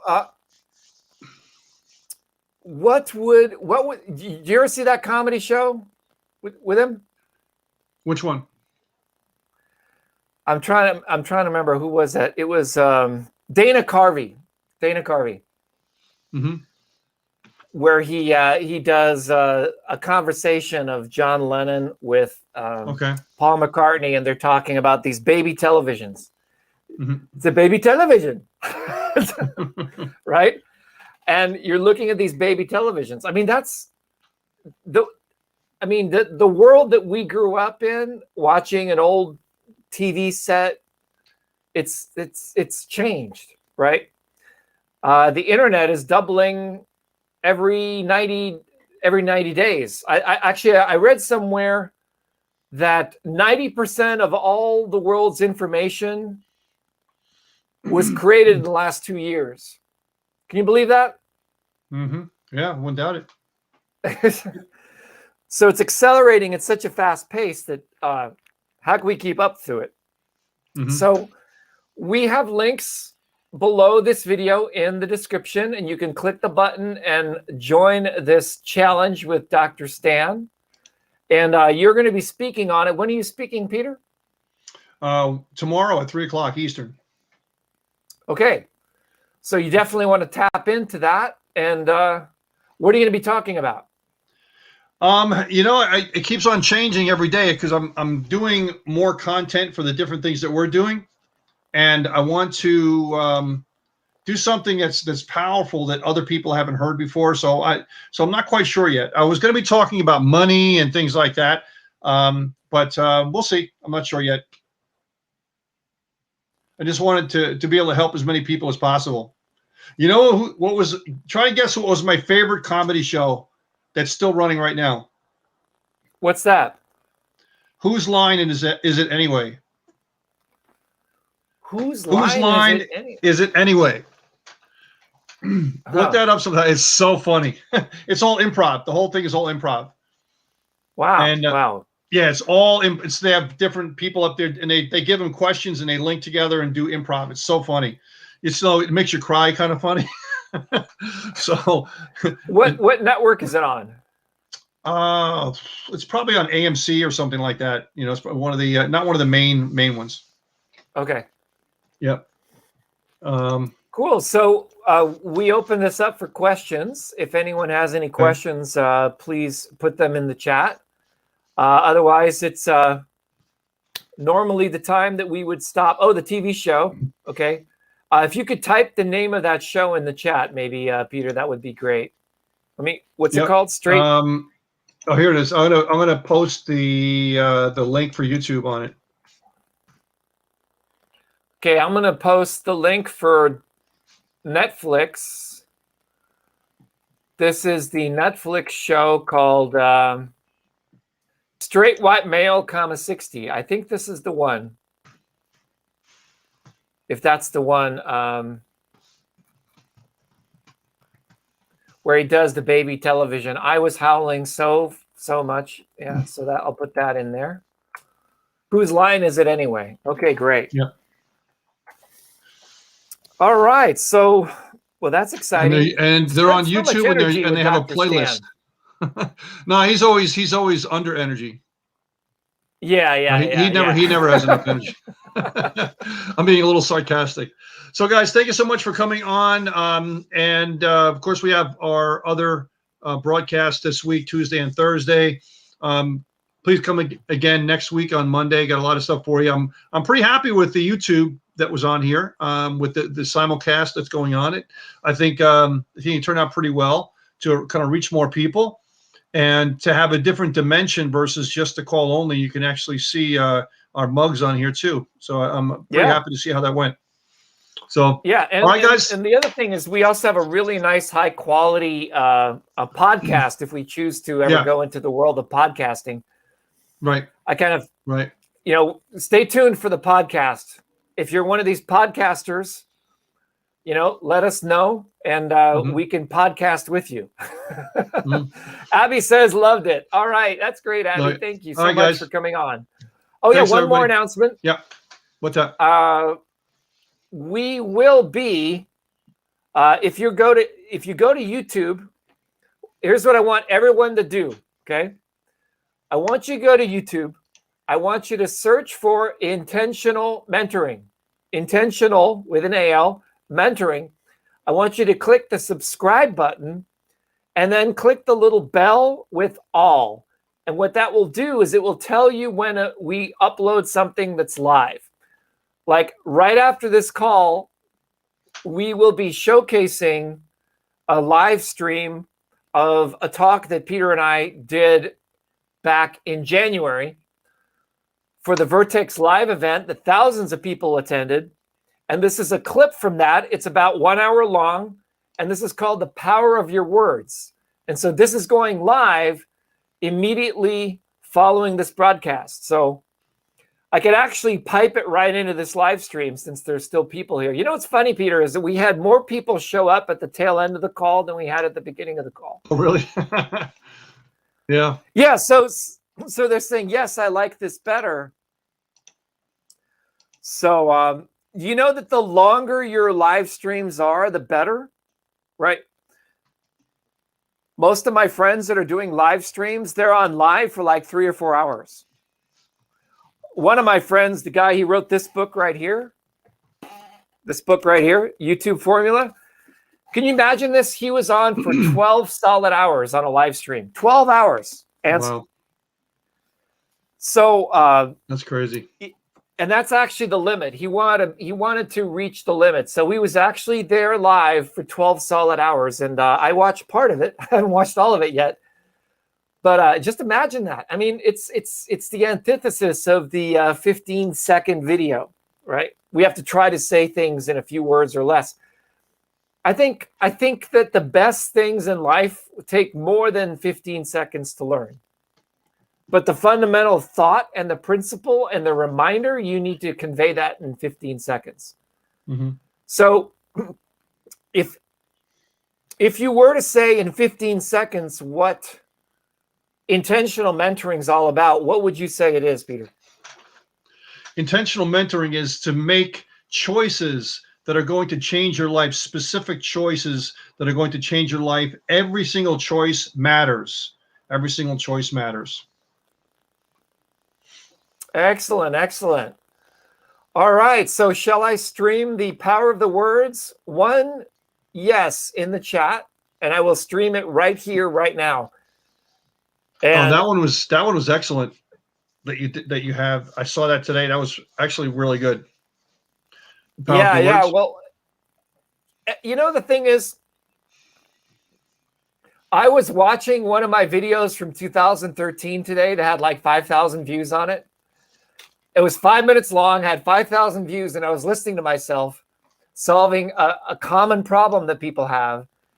And it was funny. You know, you ever watch yourself like years ago and you see how much better you are now? Mm-hmm. Mm-hmm. There was no camera. I was too shy. I was talking. I wasn't speaking clearly. It was crazy, but it still got 5,000 views. And so I'm just kind of like fascinated by how these little moments in time have these huge impacts. And you never know what's going to be the one that gives you a breakthrough.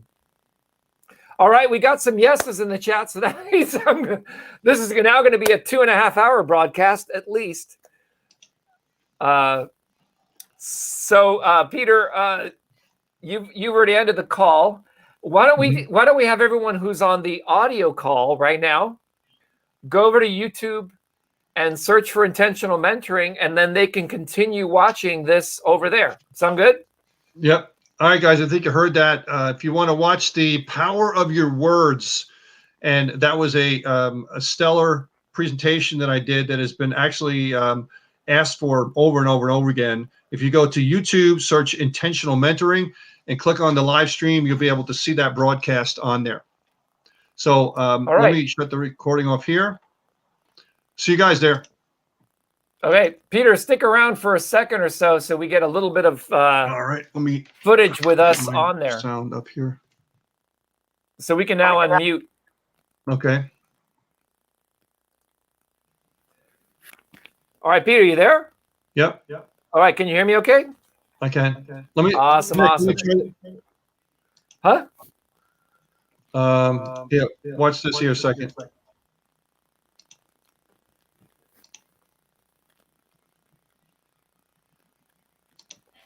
And someone asked the question, what technology are we using? We're using StreamYard. I've had several conversations with them, and we're actually working with them very closely. We will link below this video in the description. If you'd like to try StreamYard, awesome technology, so much just sexier than Zoom. That's all I can say. Vic, can you hear that? Yeah. More of the hot stuff that our hard-working TV sensors will want to show you for some reason we can't. This is crazy. Also, this game with the proposed double-tap sound pipes. Oh, no, you can't really hear that. I can't. Okay. Yeah. Yeah, what we may want to do is put the link to that in the. Okay. Maybe you can stop it. Okay. Yeah, it's in there. The other thing that would happen though is if you stream someone else's video on your live stream. This is a tip for those of you who ever want to do live streaming. It only takes like 5 or 6 seconds of content for YouTube to identify that that's a video that someone else belongs to, and then you can invalidate your entire live stream. So you don't actually do that. All right. I made that mistake. I once included a stream of the Olympics in one of my live streams, and I got immediately shut down. So you can't do that. Okay. So, but this is all original material and it's ours. So let me go and bring that up.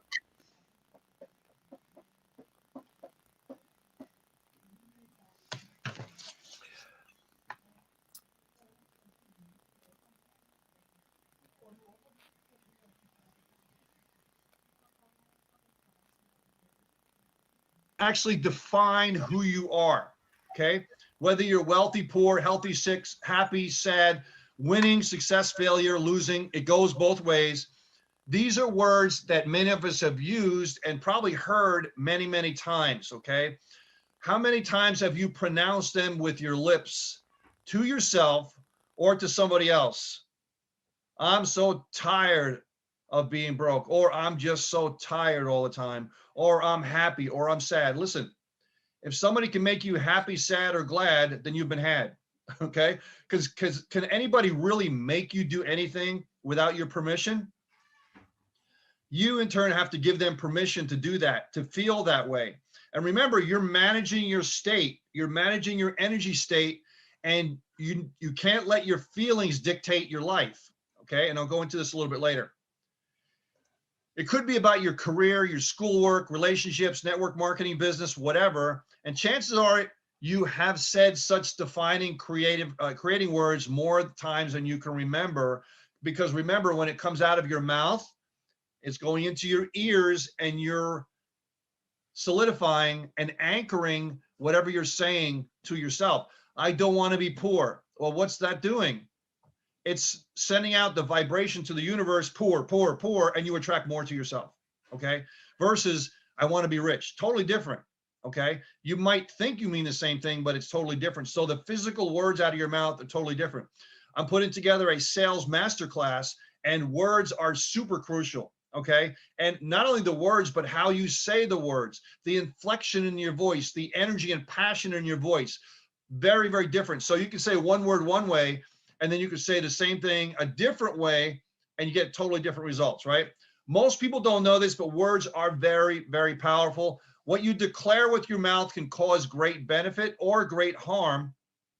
The words you say become a reality and define who you are and the things that you do. Your words drive your behavior, okay? It's an anchor point. It drives your behavior. Words have the power to define and create who you are. The meaning behind the words gives birth to views that mold your beliefs, your motivations, behavior, and eventually your entire life. This is big time. The most important one here are words, right? Whether it's negative or positive, you can impact your life through what you say, not only to other people, but to yourself, because even though you're saying to other people, you're also listening to it yourself. How's this possible? The words that come out of your lips are a result of conscious thinking. You have your conscious mind and your subconscious mind, right? So they're a result of your conscious mind thinking. You formulate thoughts in your mind, and the mind transforms them into action.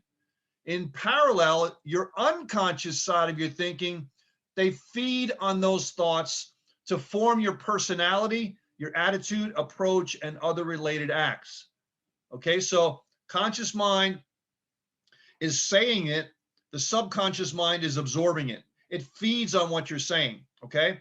The whole combination will define who you are and will impact your life and your actions and your business, okay? And your easy one-up business. Let's face it, right? It happens all the way around. It's really hard to understand sometimes for people, but try to imagine yourself in a room full of people. Somebody shouts bomb from somewhere. How do you respond? What about the rest of the crowd? How do they respond? Right? Everyone hears the words and acts a certain way. Your whole body and your system responds without putting conscious thought into it because your subconscious is reacting to the words given. Okay. In the Marines, we learned how to manage chaos. Okay. What we call managing chaos, which is kind of part of managing your energy state. Okay. So we can make rational decisions in the battlefield versus chaotic decisions, which get people killed. Okay. And this is kind of along the same thing. A lot of the stuff here I've drawn from my non-commissioned officer school training when I was in the Marines. So your words define your character. Okay. Words have a spiritual strength that mold and spearhead all areas of your life. Okay. When we say energy, many people think of that as spirit. Okay. And I'm not preaching a religious thing here, but many people call it your spirit. Okay. For example, the words you speak to your child as they grow up can influence the person they become. Of course, I don't know who's here, right? So I'm not speaking to anyone specifically, but if you're constantly degrading your child, you're no good, you're a loser, you do this wrong, you do that wrong, guess what's going to happen? They're going to end up like that. You totally influence what your child thinks by that, because from the first year they're born, all the way to about 12, they don't really have any choice other than to absorb everything because they haven't really come into their own as a person, so to speak. Even their biorhythms change. As you get older, your biorhythms change, your thought patterns change, the way the delta waves and the theta waves and things like that, which is a whole nother training. But as you get a teenager, whoever has teenagers like me, they start to get a little, not abrasive, but bucking the system, so to speak, because they're trying to see how far they can push things because they're coming into their own personality. Then after a while, you become your own personality after that, but it's a culmination of everything that came before that. So to simplify things, this is what you need to know about words. Words make people believe. They can give hope and they can take it away. They can start wars and bring peace as well. Words can become a reality to people, such as power words. That's the power of the words that we have. And that's why you have to be careful on how you use them in your life. Now, what about prospecting? Now, this is not a sales totally presentation, but the words you use in your prospecting can really affect the person, but also the emotion in your words, the inflection in your voice. So like if I said, hey, this is Peter Wolfing, how you doing today? Would you think anything's wrong with that? For the average person, not necessarily. But if I said, hey, this is Peter Wolfing, how you doing today? You hear how my voice went up at the end, how it goes up instead of down? That's what I'm talking about voice inflection when you're talking to people. So it's the words, but it's accented by the voice and it's accented by the emotion, energy and motion, emotion, right? So here's some examples that may resonate with you. I can do this. I can do this. And I have many, many affirmations that I have that are about 2 to 3 minutes long. And I put many of them to subliminal, well, not subliminal, but music. And this way you can meditate and pray in the morning. And you can use those to say to yourself if you want, or just listen to me talk to you. right? And they're about 2 to 3 minutes, maybe 4 minutes long, okay? And I think they'd be very, very helpful for you as well, too. So if you've actually said, I can do this, right, this phrase, or heard it being told many, many times, it's a very, very small phrase, 4 words and all, but it effects that have on you and other people are enormous. Okay, the word I, right? I, you're talking to yourself, right? Maybe you say, I will do this, right? You can substitute different words in there, but you want to talk to yourself to be able to get yourself and program your subconscious, okay? So your life moves in the direction of your words. You are who you are today because of what you said in the past and what you've heard from the words people have said to you in the past. Instead of saying it cannot be done, you say, I can do it, and become an achiever, become a creator. This is how great it is when you start to say positive things, the power of positive thinking, Norman Vincent Peale. All right. So all too often we find people self-confessing negative words like, I was born in this underprivileged network. This always happens to me. The government is giving it to me, right? All these things happen to me all the time. And you start to get reactive to everything versus things are happening as me. And that's more like you're speaking your reality into existence, okay? Now, you want to be able to notice these things and become aware of what you're paying attention to, okay? Pay attention to what you're paying attention to.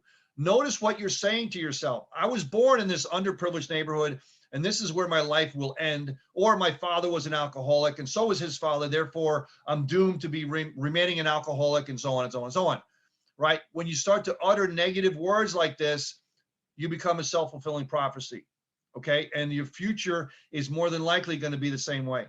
Okay, there's a proverb that says, you are snared with the words of your mouth.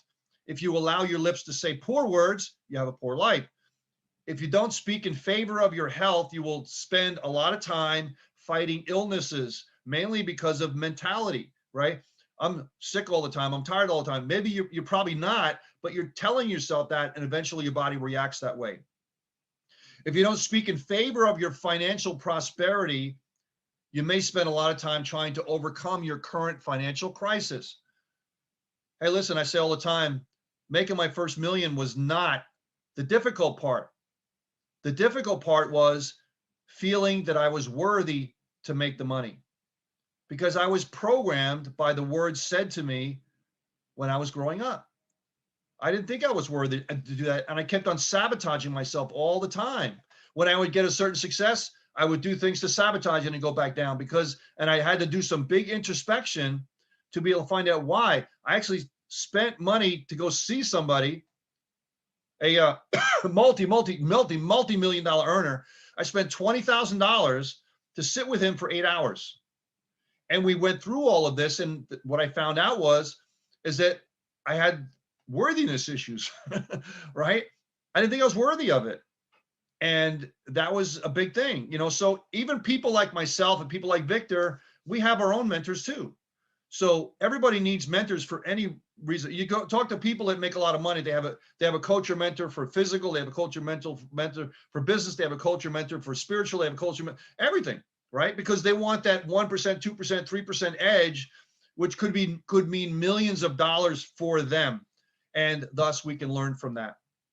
So you choose the direction of your life through the choice of your words. Do not use the words to describe the situation. Use your words to change the situation. Wow, listen to that. Do not use words to describe the situation.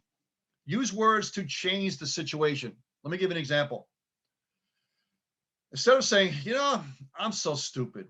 I hate when I do that. I'm so stupid. Say something like this. Catch yourself and say something like this. Isn't that interesting? And you say that and you catch yourself saying it. Isn't that interesting? And say something like these very positive words.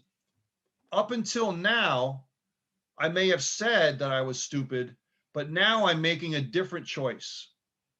Up until now. 3 simple words. Isn't that interesting? And up until now. And you reprogram your subconscious doing that. Okay. So don't speak defeat into your life. Adopt a positive attitude instead.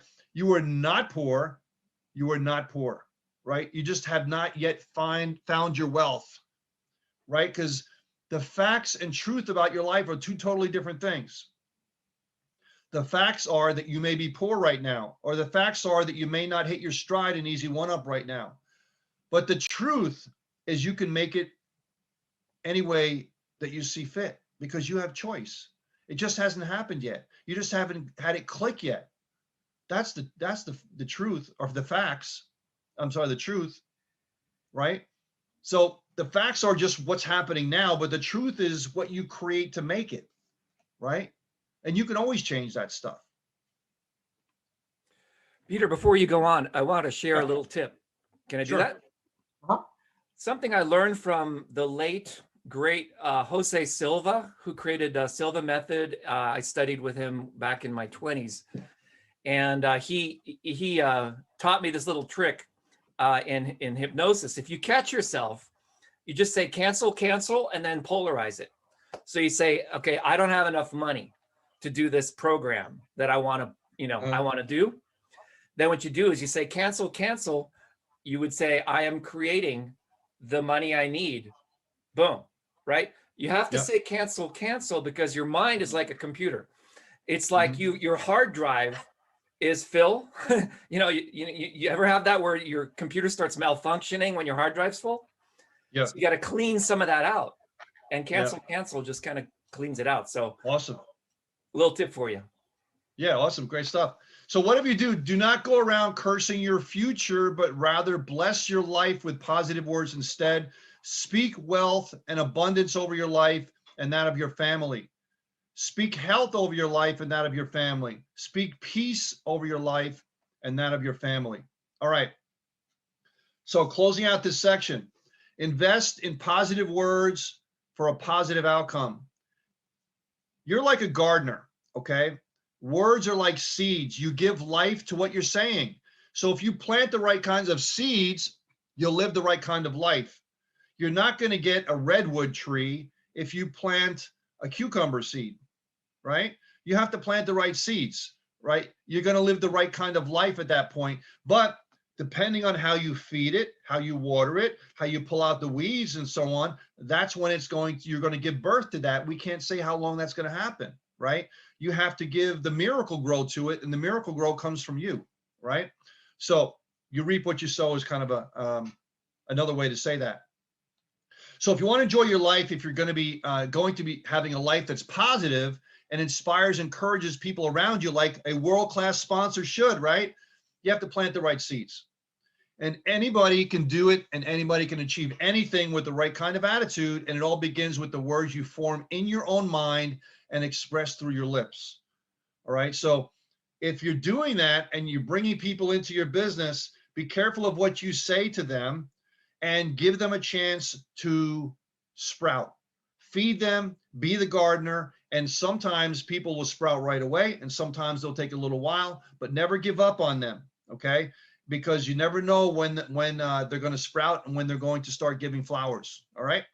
All right. Next is the power of your thoughts. Again, energy management, channeling a calm mind to conquer your problems. And I said this before, managing chaos. I am a very calm person. Okay. Very rarely do I lose it. Okay. But I'm usually a very, very calm person. And you want that, especially if you're running a company, because you don't want to get too up or too down, because you have not only members, but their families to think about, right? So you have to make decisions based on a rational, calm decision. So learning how to be calm in every situation you find yourself in, can I help you overcome a lot of failures and pain? A lot of people are struggling with their past, their finances, their career, relationships, and so on, but they are failing to find peace in their lives. They fail to realize that the only way they can have peace in any area of their life is by having a calm mind, okay? Sometimes you just have to slow the world down, relax, meditate, pray, whatever is right for you, slow everything down. And that's why the mindfulness craze is so popular right now. Slowing everything down and looking at what's happening right now, okay? Remaining calm in the midst of chaos is not easy. I know it because I've had struggled with that a long time. But it's imperative if you are to battle the storms that are facing you and come out alive and sane. If you're prospecting and you're trying to earn money with this online thing, right? It's not always going to be easy. It's simple, but it's not always going to be easy. And you get frustrated, and that affects the way you speak to yourself, and that affects the way your next call is, and your next call is, and your next call is, right? But you have to conquer that, okay? Because you never know, the next person that you call on or speak to or introduce could be the person that you change their life or changes your life. So sometimes gentleness and calmness is the only thing you need to fight and win your battles. A gentle mind, gentle heart, gentle soul is all you need to overcome. I put this in bold for a reason. Most successful people use calmness to conquer their troubles. They don't go crazy. They use calmness to conquer their troubles. Many highly successful people or influencers have gone through many difficulties in their life. They never allow their situation to define them, and neither should you. Most influencers face their problems head on and manage to come out greater and better than they were before, because they look at that situation with a calm mind, take a breath, say, okay, what's happening here? Can I solve this one problem this way? Can I solve it this way? Can I solve it this way? Can I solve it this way? Can I solve it this way? Maybe they get a mastermind going, right? And have other people give them solutions to the problem. And if they can't, they learn from it and they move on. And they'll cut it out really quick. They won't sit and fester over it for a long period of time. They'll cut it out really quick because they've learned to recognize what to cut out fast and what not to. Okay. I'm telling you a lot of stories here. So I hope you're using the stories to motivate you, to keep you fighting, to help you win and never give up. This business that we are in right now is such a wonderful business. If I would have given up when I first got started, my sponsor quit, their sponsor quit, their sponsor quit, I wouldn't be here today, right? But I knew in my heart of hearts that it was solid, and I just needed to find the skills. And I just said, listen, if it's not there, I'll make it. If it's not there, I'll figure it out. And it just took me a while to figure it out, but I'm glad I did, because I have a life like most other people don't, okay? So, and you can do the same thing too, right? You just got to give yourself a chance and get those skills going, okay? There's only a few core skills that you need to get and need to master, and it's not going to take you thousands of hours to do that, but you have to master some of them if you want to get some exceptional success. So seeing the importance of steadfastness and the power of the mind, several history makers have decided or dedicated their lives to helping people who are going through the same things they went through to overcome. Realizing that you're not alone and that you can weather any storm that comes into your life is the main thing that they bring. It's called sovereignty. Master of your own domain, right? That you have it's up here in your head that you can say, listen, even if they strip me of everything, I can do it again. Right? If you work out and you got muscles and you stop for a while and the muscles shrink, guess what? I can do it again and it comes back even faster, right? So if you've made money before, you could probably make it again. So you have that calmness of mind, which is a jewel of wisdom. Now I'm going to talk about Oprah Winfrey, the billionaire, as Bernie would say, the billionaire. Now, Oprah Winfrey was born in rural Mississippi, and circumstances she was living under were not favorable at all, or encouraging to leading the life most people dream about. Now, if you ever go on Facebook, type in my name and look up 1962 Cribs video, or 1962 Cribs video. I think that's what it is. And that's where I actually go to the house that I was born in and that I grew up in, and I show you it's still there. It's a shack, people. I wasn't born with a silver spoon in my mouth. I had every reason not to be successful. But if I can do it, you can do it. That's why I'm telling you that. Look up that video. I physically go there. The house is still there. Okay. The only difference in the house is that it has aluminum siding on it. It's really small. It's really, really, really small. My sister would tell me stories that they had to put newspapers on the windows because we didn't have heat in the wintertime. I had to go to school with socks for gloves because I had no gloves. So And I'm not telling you that to say, oh, I feel sorry for me, but hey, you listen, guys, you can do this. You can do this, okay? Now, Oprah was born in poverty, and the people she met on her journey to success were not making it easier. She had a very tough life to begin with. She suffered emotional abuse and was often told she didn't have what it takes to be the kind of person she wanted to be. Fortunately, the billionaire in her refused to pay attention to such remarks and chose to continue pursuing her dreams. Knowing what she wanted and knowing what she was capable of was all she needed to focus her mind. Her resolve also made it easier for her to block out negative complaints and negative compliments and complaints, and helping her to get back up whenever she had a disappointment. Despite being told no countless times, she started her talk show in 1986. Oprah Winfrey Show helped out a lot of people going through the various problems by offering them advice and helping them with their difficulties. Oprah often spoke about the pain she faced as a young woman and what got her through the pain. She offered help to millions of people around the world and changed their lives completely, okay? She embraced her past and people identified with that. Her determination to stand by what she believed in and focus on bringing her vision to life made it possible for millions of people to overcome their difficulties later on. If she didn't have a peaceful mind, or at least fight to have a calm mind, she wouldn't have achieved anything close to what she had achieved. She says, the great courageous act that we must all do is to have the courage to step out of our history and past so that we can live our dreams. That's why you need to always have a calm mind in good times or bad, because there's always up, okay? Even if you're down, there's always up. That's the law of polarity, right? There's always positive, negative, days, night, cold, hot, poor, rich. There's always opposite. So if it's physically impossible to not have rich if you have poor, because if you did, it would be chaos. There always has to be an opposite, right? And so this way, if you're on one end of the spectrum now, you can go to the other side. You can, okay? So you may be facing certain problems that you feel you can never find solutions to. You may have exhausted all the tricks in the book without any luck. You may have tried everything in your easy one-up business, but nothing seems to be working. You can now turn on your speakers. Okay, keep trying. Take smaller steps and learn the skills necessary, and it'll click. No more phone. No more phone needed. Because there is still one thing you haven't tried, and that's training your mind to stay calm. All right, I was wondering what was going on. Feed your mind. Let me unmute the speakers here. Feed off of, say, pick someone that you identify with, feed off of their belief. And I would say, get on these calls and Zooms. All right. Can you hear me okay? Loud and clear, champ. Okay, champ. I was just on that other call, just spoke and just jumped. So it's like, I know. When I don't have all those technologies like you, I got to do this high touch promotional.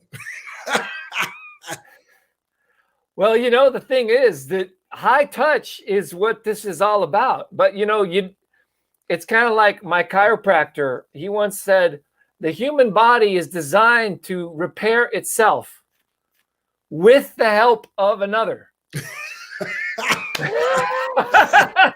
Yeah, it's true. When you think about it, right? When you're doing martial arts, you practice better when there's a sensei there, when you have a student there, when there's, it's even in the Bible, let's say where two or more are gathered in his name. Come on. So yes, two are better than one.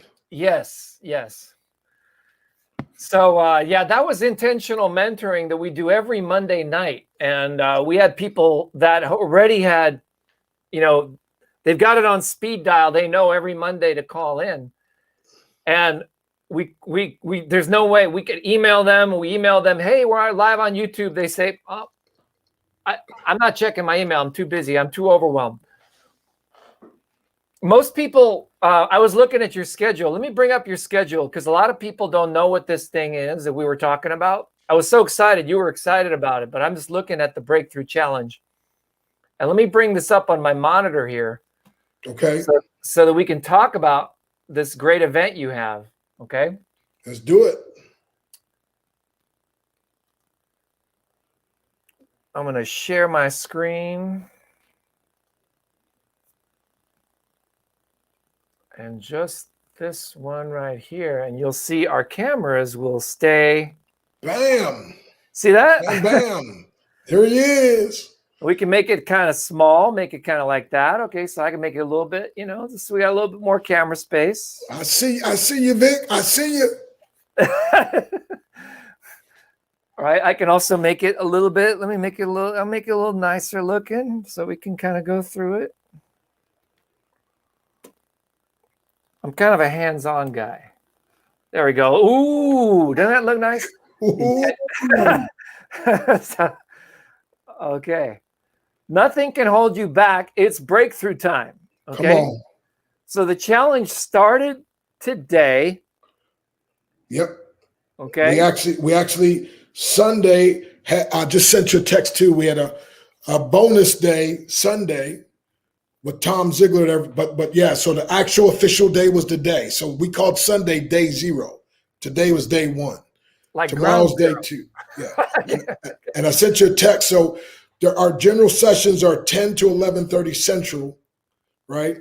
And then the VIP session is 2 p.m. Central Time. Okay. And then when we have the evening bonus sessions, which we're having Wednesday, we have tonight and then Wednesday night with Doug Fireball. So we're evening bonus sessions. That's 6 o'clock Central. So right. So today was all about the breakthrough to professional freedom. Right. And tomorrow is going to be about personal freedom. Personal freedom, breakthrough to personal freedom. Wednesday is about financial freedom. Thursday. Right. You see that? Yep. Yeah. Yep. It's right there. And then attraction marketing. And then what digital. I would like to speak on, if you have a spot open, is day 5, breakthrough to freedom digitally. Okay. I don't know if you have a spot there, but that would be my wheelhouse. Well, based on if we collaborate, and I'm gonna have to make a spot. Yeah, we'll get something going. First, we're gonna make Peter win, and then we're gonna talk about how we did it.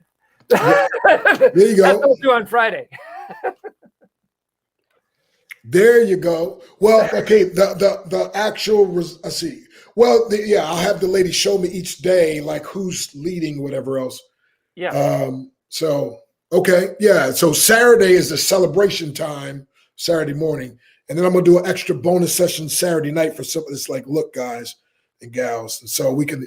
But yeah, I'm gonna pull up my schedule real quick here while you're doing that. Yeah, we still are live on YouTube. There's still people watching us. Oh, you didn't know that? No. Yeah. Oh yeah. This is not a private conversation. This is a public. I'm like bringing you up on stage. I grab the mic and we're talking about in the seminar at the end of the day when the announcer's coming in and giving you the schedule for the following day, what's going to be like. Right. That's what this is. Okay. All right. Well, let's roll with it. Let's make it. Hey, you know me. I make it do what it do. Yeah. And if you're waiting for me, now tell me about Tom Ziegler. I didn't even. I'm fascinated by him. I met Zig Ziglar. Yeah. So Tom is the son that's been behind the scenes since '88, running everything. And then as his dad started getting sicker, he had to start speaking more. And then of course, by the time his dad passed away, he was in his zone. But man, he blew it up last night. And what I'm doing, the speakers, we're doing like 20 minutes. So it's like, you got to bring your game, like boom, because we know people. So we boom, and so he spoke, and then we do drawings, like free books, free T-shirts giveaway, free cash. We do things like that. Then second speaker, boom, right? Now the VIP sessions are where it's more intimate. You get to ask questions of the speaker, but then that's when most of the time we have the speakers take you in the back office. Take you on the computer step by step, like a lot of stuff you do. And show you different things. Like Alicia was showing them how to use Canva and how to do this, and Super K is going to show them how to take your profile on Facebook and make sure it's optimized, and how to work with the algorithms to get more people seeing your posts, and how to post to make people want to come buy from you. Anyway, and so right now she's in first place, so you got to go ahead and do your strategy, knock her off, because we can't have this. So we let her. Peter let her be. Peter let her she? be in first place today because it's International Women's Day. But tomorrow is a different story. Yeah, is that the gal that's on your homepage there? Super K, yes. With the different. Well, wait a minute. Hold on. I'm not looking at your thing. Hold on. I was on this on the. Go back over there if you don't mind. Yeah, yeah. And then we got Candy G, whose story is from peanut butter to private jets. All right, so this is she. Who is she? Or is she just a stock? Oh no. That's a no. It's not a stock person, but she's not one of the speakers. So okay, she's a. But come on down where it shows you. Come on. But I see. Yep. Keep right. Bam. Right there. See. Super K. There you go. Yeah. Kristen Matter of fact, Lang. the call I just did for another group. She just won first. She won first place. They had like first place in a couple different categories, right? So, right. Hey, there Peter is in the middle. See him down there? There you go. In the middle. At the bottom row. Yeah. There he is. Yeah. He's with his family right now, so I'm the. It's kind of like we. It's like. Wait a minute, the lady Chef Katrina with that white thing on there next to Myron Golden. And I see her. Yeah, she's number 5 in the world in Pinterest, and she's going to be teaching on that. But then she's going to teach how to use incentive-based marketing to make irresistible offers. Interesting. Yeah.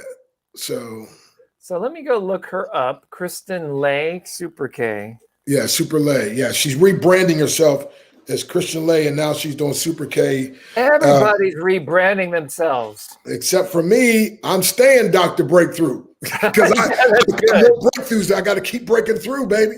By the way, Victor, my thing is to take people from having the old trainers trained, like you have one big breakthrough in your life, right? But my goal is to get people who are breaking through. Matter of fact, I'm working on breakthrough lifestyle, where breaking through becomes a lifestyle where you go from breakthrough to breakthrough to breakthrough, the bigger breakthrough, the bigger breakthrough, the bigger breakthrough, right? That way you're always energetic. You're always living life to its fullest, right? You don't get egotistical that way. And right. By the way, ego, edging God out, ego edging guidance out, but ego is edging growth out. And one of my students that I mentor, after hearing all my acronyms on ego, they came up with their own. I was like, I like yours better than mine. And ego stands for everything God opposes. Ooh. So nice. Yeah. Of course, like I said, we're giving out gifts and prizes and then cash also. And then we're making it a win-win-win. So everybody who signs up gets their own affiliate link, and everybody they send their affiliate link to is tracked to them. So if anybody, and you just tell people, go to the free challenge. But like, for instance, today, a couple of people that spoke gave testimonials of how with the last breakthrough challenge they were at, in the VIP session, they got breakthroughs, but then in the VIP session, they made this connection with somebody they're doing business with, or in the VIP session, they got an extra powerful breakthrough. And so we had a bunch of people today upgrading. So guess what? If one of those people was on Peter's link for free and they heard us today and they upgraded, to the 97, we pay 50% of that to whoever's link. And so $48.50. And so we do that usually about 3 weeks after this over. So anybody with a huge list, you literally wouldn't even have to attend or anything. Just get your link, email your database, and you get paid, and we do all the fulfillment. and you look like a superstar because you empowered these people to get breakthroughs. Because right now our country, people are down, depressed, discouraged, disillusioned, paralyzed, in fear, hate, all the hate and division that's going on there. So people, my wife tells me, it's so powerful. Don't be distracted by the distractions. Right now, most people are distracted by the distractions, and we need to get them refocused on what can be accomplished. Mm-hmm. So it's breakthrough time. And so I love what you do, and Peter, and again, what you guys are doing, the collaboration as well. So everybody needs to understand the power of collaboration. I mean, if FedEx and Kinko's can work together, why can't we? Oh, sure. Yes. Because you got strengths I don't have. I'll have strengths you don't have. Peter has strengths. So we all have these different strengths and whatever. And so like Napoleon Hill talked about the mastermind, I've got a little similar concept that takes another step. And I'll say when we come together as a mastermind, we now start discerning the master's mind. Yes. Because you've got areas, I've got some blind spots, but you have clear sight in areas I have a blind spot, and vice versa. And when we all come together in one common cause, now the blind spots are each covered up by other. And so, man, now we got the master's mind, and now we're tapping into our superpower like crazy. Okay. Well, I'm just going to show you a little something here. Show me a little something, something, something. All right. I'm going to ask you a question as a coach. Okay. I'm going to give you an answer. Okay. Now, just be aware. My wife told me one time, baby, it's like you always think you're right. I mean, like when you talk, you always think. Well, no, this is a human problem. Yeah, no, but I just want to say this though to help perspective, right? So she says, baby, when you talk like you always think you're right. I said, baby, if I thought I was wrong, I wouldn't say something. So yeah, I think I'm right at that moment. Now, if someone shows me that I'm wrong, I'll gladly apologize and make it right. But yeah, at that moment when I said it, of course I thought it was right, or else I wouldn't say it. So yes, sir. Okay. So this is the biggest challenge that I have with people. Okay. Okay. They always think that they know what they're doing better than I know what I'm doing. And I have to prove to them that I know what I'm doing. So the blue line, even though that's my traffic is the blue line. Can you make it a little bigger? The red line. Can you make it a little bigger? I'm 60 years wise now. So I don't wear glasses, but it might be getting close to that point. Okay. Let me zoom in here if I can. Or can I do something? Okay, here? so look, okay. Oh, wait a minute. Okay, yes, I can see better now. Okay. The blue line is my channel, and okay. the red line is her channel. Well, now when you say channel, what do you mean? Oh, her YouTube channel. Okay. Right. So a lot of people go out there and they say they're a social media expert, but they have no visitors and no likes on their Facebook page. They come out there and they're a social media expert, and the thing is, but she Vic, does all the things that I don't do. I don't do this pretty smiley pointing finger kind of thing. Right. I don't do that. Right. I'm a numbers guy. I work behind the scenes with people like her to cause her to have, like I showed you with Peter, where he had flat line and then all of a sudden it goes up. Now explain to me that line. Like, what does that mean? So break that down. Number of visitors. So the red one is who? She had a loss of 2,900 visitors because she had something happen to her on her YouTube channel. Maybe she got flagged or something, then she got back on, but her channel is kind of low, and she's made 700 videos, but she probably doesn't know. She has 174 videos. Right. Her total lifetime views. Wait. Okay. Yeah. Okay. I see it. 19,000. Right. Right. This last month, I had 35,000. When I was really working it, I had 70 to 100,000 views. Wow. And on my channel. So, and she's talking about marketing tips and marketing strategies, and she's an expert, and you said she's number one, which is beautiful. Well, I mean, she's number one with this other company that I spoke for, inviting them to my challenge. Yeah.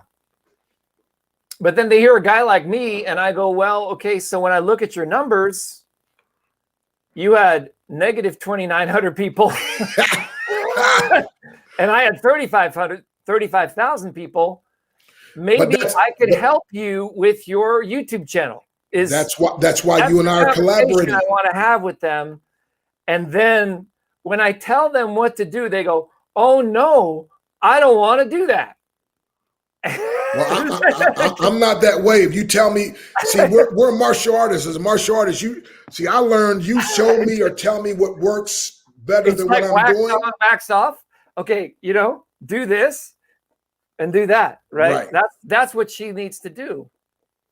She's made all these videos and no one's watching. Right. She puts all this time and all this pretty graphics because someone told her that that's what they want. And I got news for you. It don't work that way.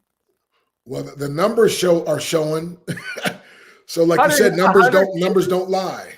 Yeah, 100 views, 50 views, 69 views. That's not enough. Okay. It's not enough. It's not enough. Exactly.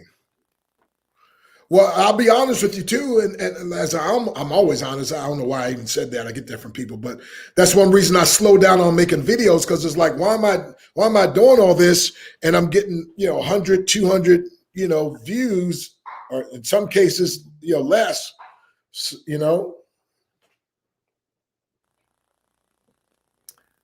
Yeah, exactly. So the key really is to ally yourself with someone who has a lot of views. Yes, sir. And get on their good side.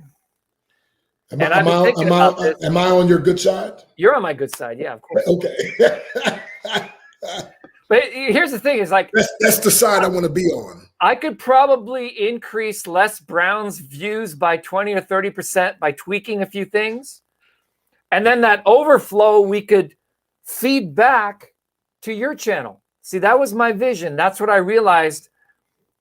A lot of people in personal growth, like Tony Robbins, right? He just did this big shindig that happened up UPW. Yeah, what was it, like 50,000 people? Some crazy number, like some kind of... Yeah, some crazy number. Some crazy number.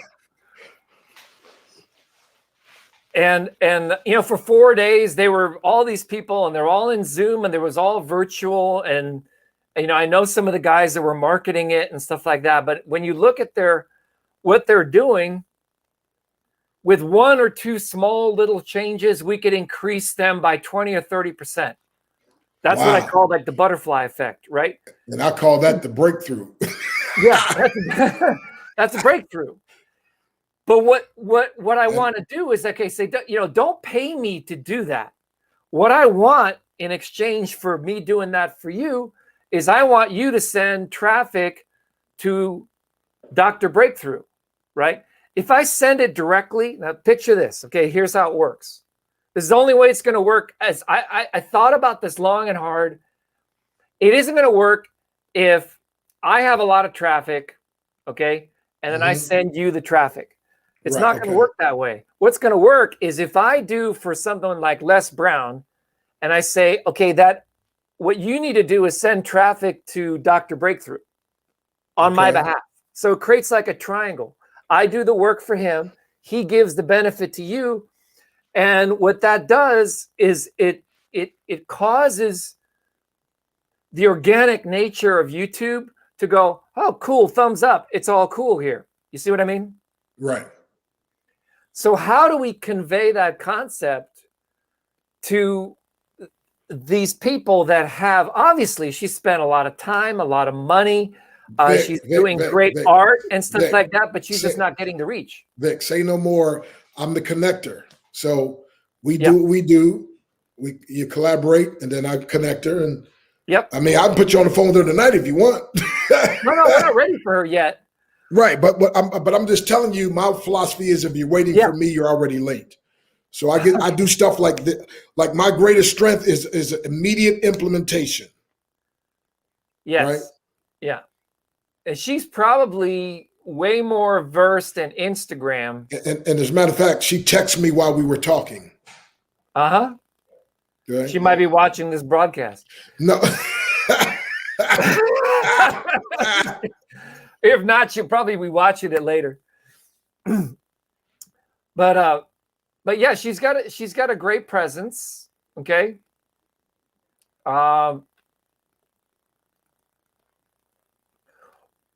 I'm just going to show you one thing that Peter and I did. It's private now, but when it wasn't private, we had 7,000 people watch for 7.5 hours. That's a long stream. Let me bring that up.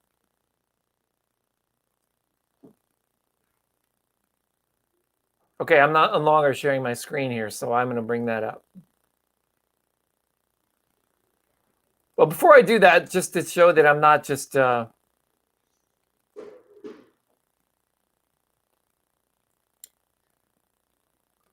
making this stuff up, I'm going to go to Peter's channel. And I'm going to bring it up. See, if you could help people have a 20 or 30% better presentation, we could do magic together for these people. Let me explain what I mean by that. Okay. Did you know that the first 30 seconds when you start your video will determine the success or failure of that video? And what happens in the first 24 hours that you launch your video will determine whether YouTube will ever show that video a lot or not. Wow. Yeah. And what I found is that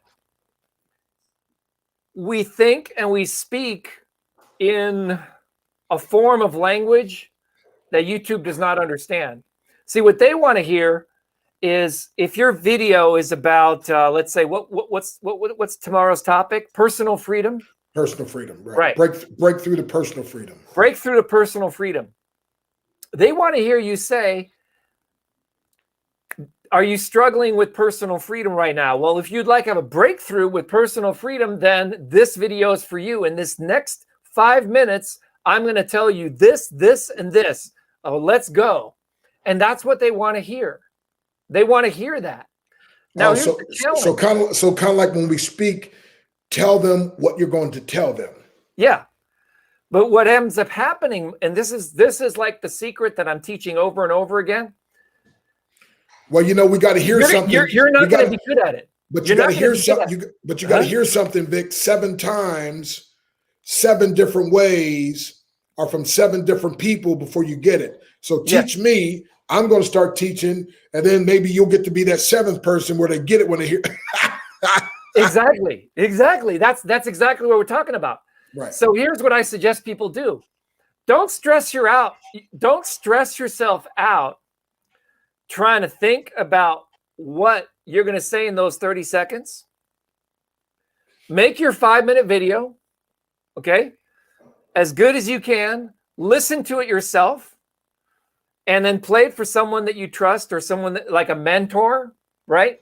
And have them write the 30-second pitch that you put on the beginning, record it later, and then splice it on at the beginning and then re-upload it. I've literally 10-folded people's views with that strategy. 10-folded it. 10 times. Wow. Because what we need to do in between the time you finish the video and the time that we upload it again is we have to do something called keyword research. And that's what my expertise is in keyword research. You figure out, okay, it doesn't, like you might have in your mind the breakthrough challenge.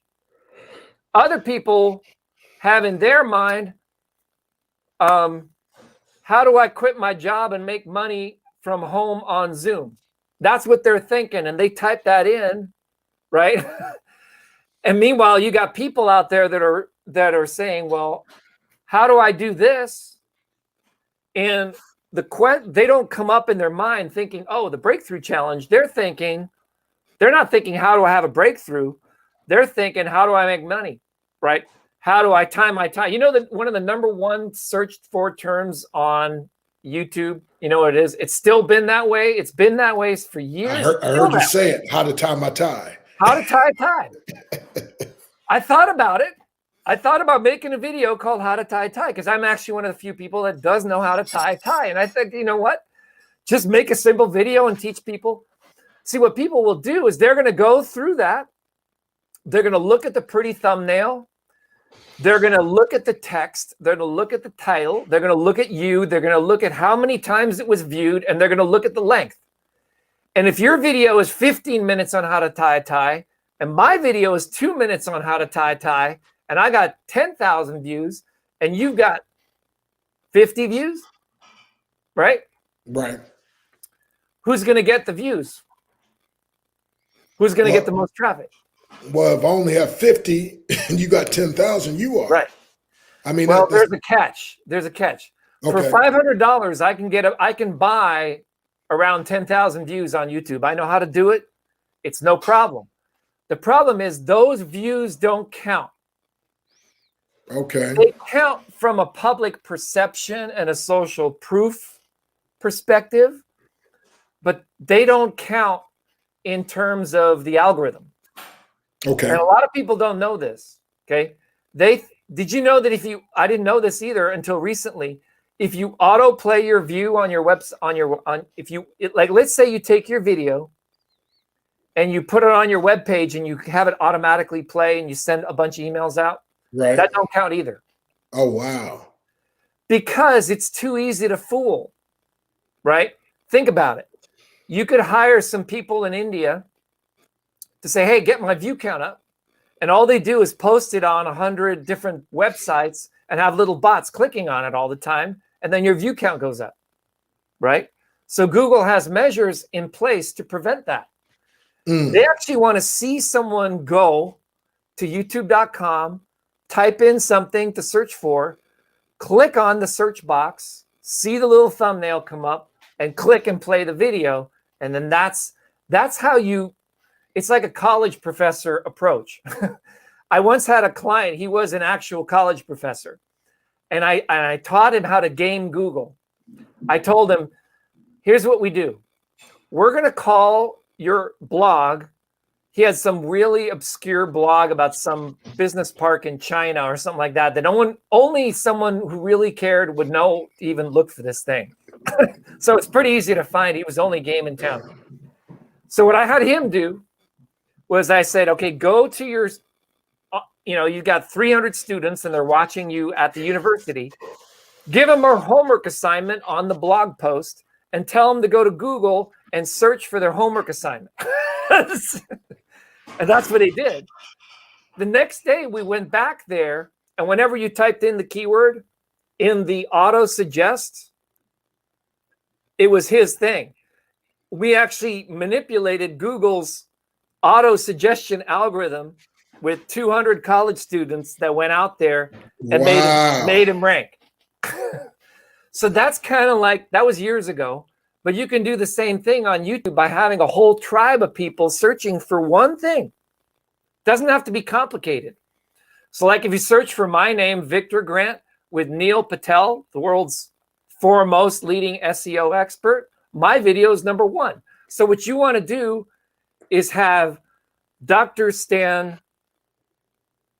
Breakthrough with, and then someone who has a lot of views, some personality, some celebrity. Once you have that, then if we have their cooperation, we can spin it in such a way, and YouTube loves this. YouTube loves this. So Vic, whoa. So I got a video with me and Les Brown, talking about my book, and with me standing beside him. Yes, I would go with that. But because it's a little older one, what we need to do is do like a 30-second intro, you and I, in a Zoom like this. And then we do a live like this. We would do something like, hey, it's Vic with Dr. Stan Breakthrough. And tonight we're going to be listening to Dr. Les Brown and the interview that he had 5 years ago. Let's listen. And boom, we cut right to the replay.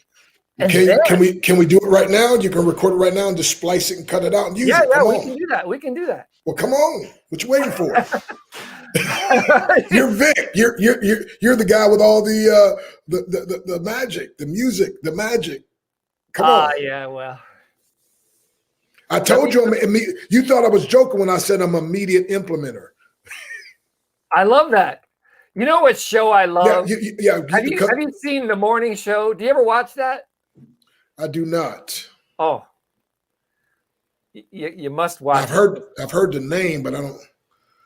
No, I'm not a big television watcher.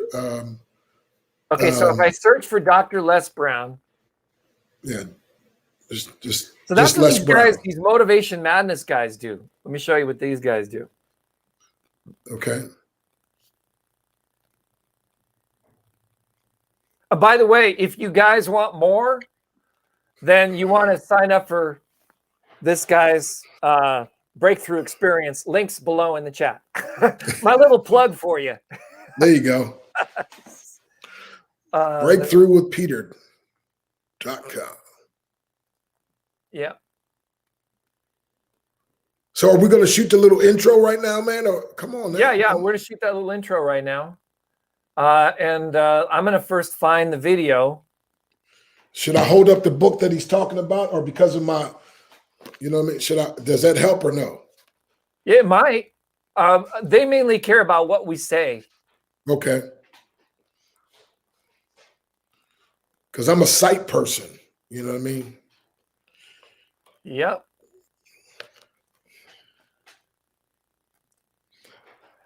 I wish it was a lot simpler. But as you can see, okay, here's how to train your mind, motivational madness, motivational hub, team difference makers, Les Brown himself, right? Right. This is his site. All right, let's go see what he's doing. Sort by most popular. Yeah, so it's good. Les Brown's It's Possible, Yep. 4.8 million views. Yeah, that's it. Let's leverage that. Come on, Vic. Which is the one that you did with him? Well, is it on his channel or is it your channel? No, it's on my channel. How would I find it? You go to how about Les Brown? Les Brown endorse it. Okay, Hey, that's it. Yeah, this is a 57-second promo piece. Yeah, but that's it. Click on it once. Let's see. This one is better. What do you mean? That's not Les Brown, though. Okay. Well, there's a okay. Is there another one in Les it? Brown and Dr. Stan free online event. Right, but that's talking about another breakthrough challenge where Les spoke at my challenge. But we're talking about the 57 seconds. If you click on it, you'll see Les talking about my book. But I think there's another. Yeah, I saw that one. What we need is an interview like with Les, or we could do a review of Les. You see how this one right here, The Laws of Prosperity, this has 100,000 views. Right. So when we look at their video, that's a very challenging area. Right? He's got like 29, 30 minutes of content. Now, I don't know if he, this 1 minute piece right here is not gonna cut it. Okay. It looks too much like an ad. Oh, okay. Yeah. So this is good format right here. This has 5 views. This has 119 views. See, what we need to do is make you look like these guys. That's a very challenging area. The Laws of Prosperity, these guys. Mm-hmm. I'm just gonna subscribe to them just to check it out. They don't have many subscribers, right? But look at, they're kind of like all about Les Brown. Eye-opening 10 minutes. Yeah, but they don't have many views. Only 3,000 views. So they're not even that big. Because the rest of them are only 700 views, and what is that? Yeah. 242. Well, that one has 22. Right. See, this one, Do Things Different, Les Brown, 136. Right, 136. So, Vic, what made the difference between that one versus the other ones? Can you tell or no?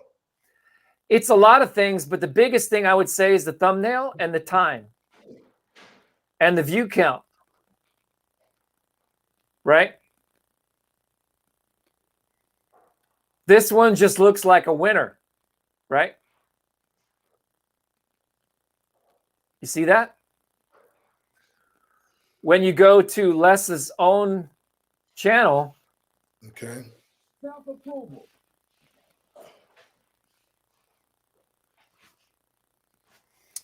See, the homemade look don't work well on YouTube. Really. It used to. But see, like this one, Revolutionary Growth TV has 5 views. Mm-hmm. That ain't going to cut it. It's going to get cut. Yeah, it will get cut, right? You got to think of it this way. You're asking YouTube to bet on you, right? So if I type in Les Brown, it's weird that Motivational Madness would show up #1. But see, the reason for that is they have 2 million subscribers. You see that? Right. And if I go to Les Brown himself, he only has 200,000 subscribers. You see that? Right. And when I go to his channel, I go to videos and I sort by most newest. See, he did this one, Lean Into Life with Les Brown. This is the kind of video you would want. You would want to say, hey, can I make a little bit of an intro of Lean Into Life? So then what you do is you would take a little clip of Lean Into Life. You don't need to be 36 minutes, but we could. A lot of people think you have to actually create the content. You don't have to create the content. You just have to have permission to use the content you are uploading, right? So we could take Les Brown's speech and you and I could do a commentary about it. And we could probably push it above his. Well, let's do it. Okay.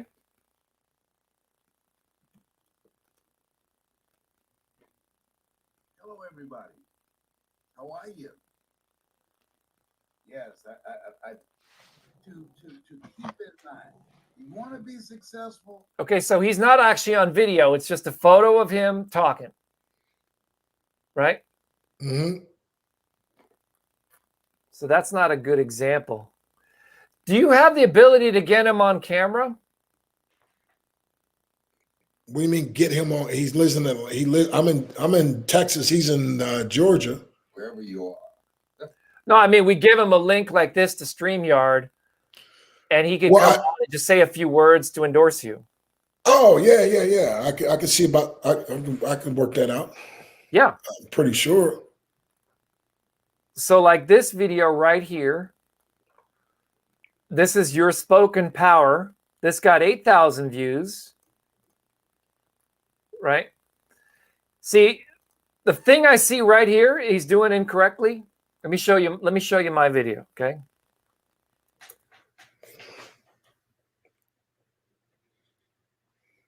If you type in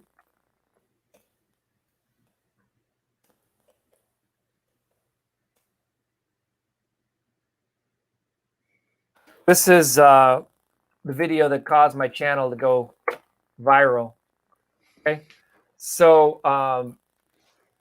if I type in live right in here, okay, you see this is my video right here. You see that? Yes. 2.4 million views. I uploaded it 8 years ago, and it's got these nice emojis in it. Okay. But you see, when it goes right in here, there's text. It says, listen to music by the Doobie Brothers recorded at a live benefit concert in 2012 at the 𝗵𝗃𝗃𝗀 Winery. When you look at Les Brown's thing, he put his link, Hungry for Greatness. That's a big problem because YouTube is a search engine. What people want to see. Morning, good afternoon, good evening, wherever you are. All right. He just wasted 10 seconds.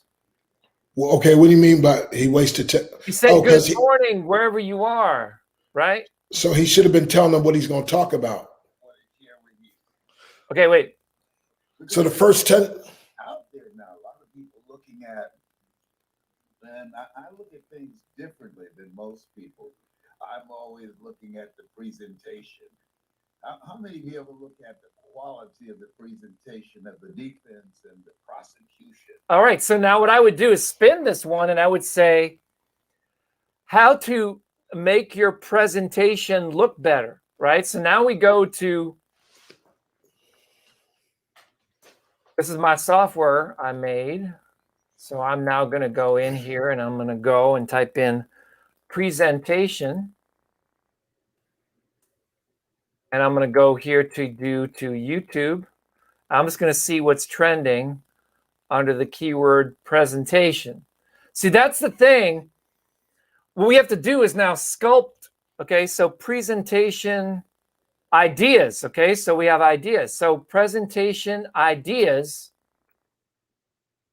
Okay, we're getting somewhere.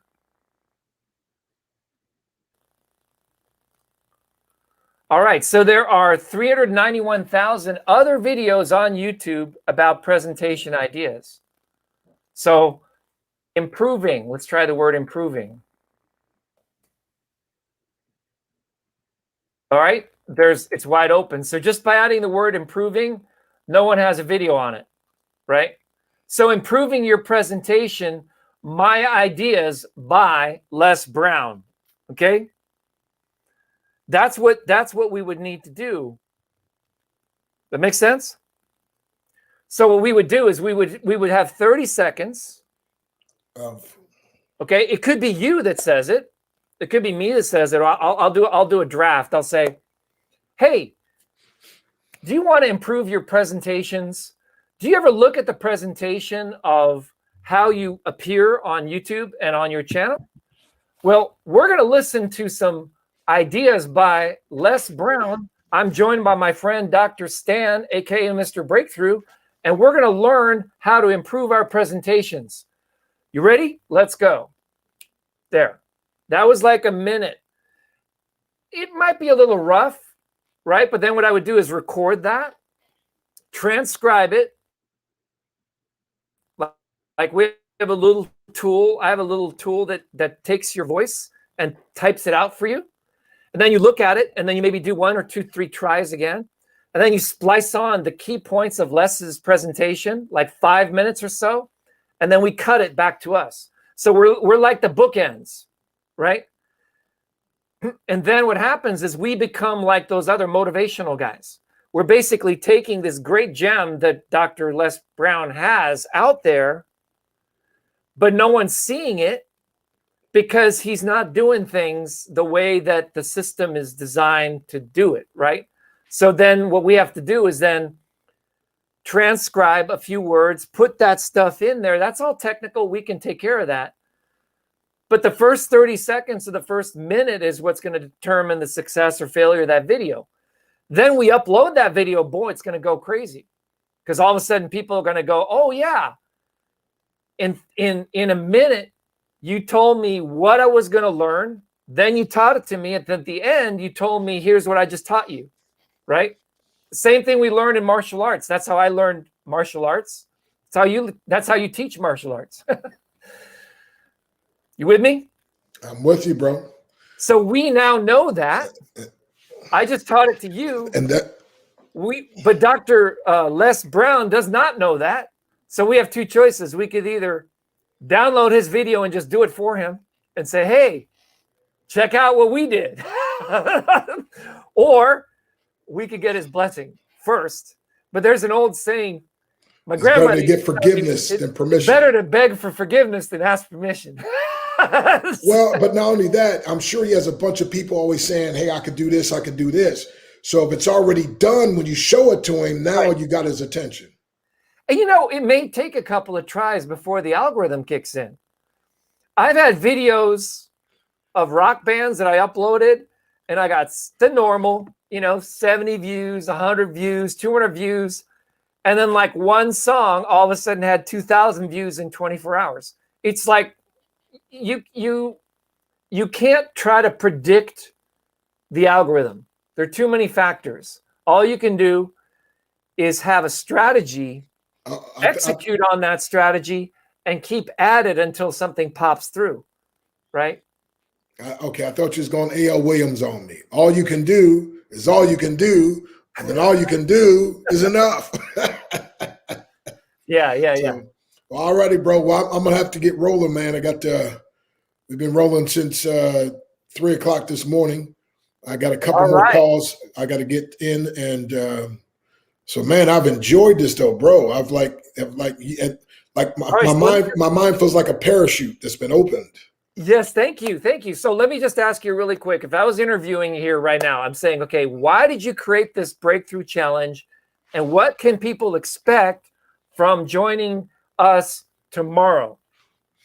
Well, I created the Breakthrough Challenge because my life was a mess and literally tried to commit suicide on 2 occasions. And now today I'm living a life far beyond my dreams. And people always ask me, how in the world did you get from where you were to here? And so I put together a breakthrough challenge with the principles that helped me to transition from a mess to a master.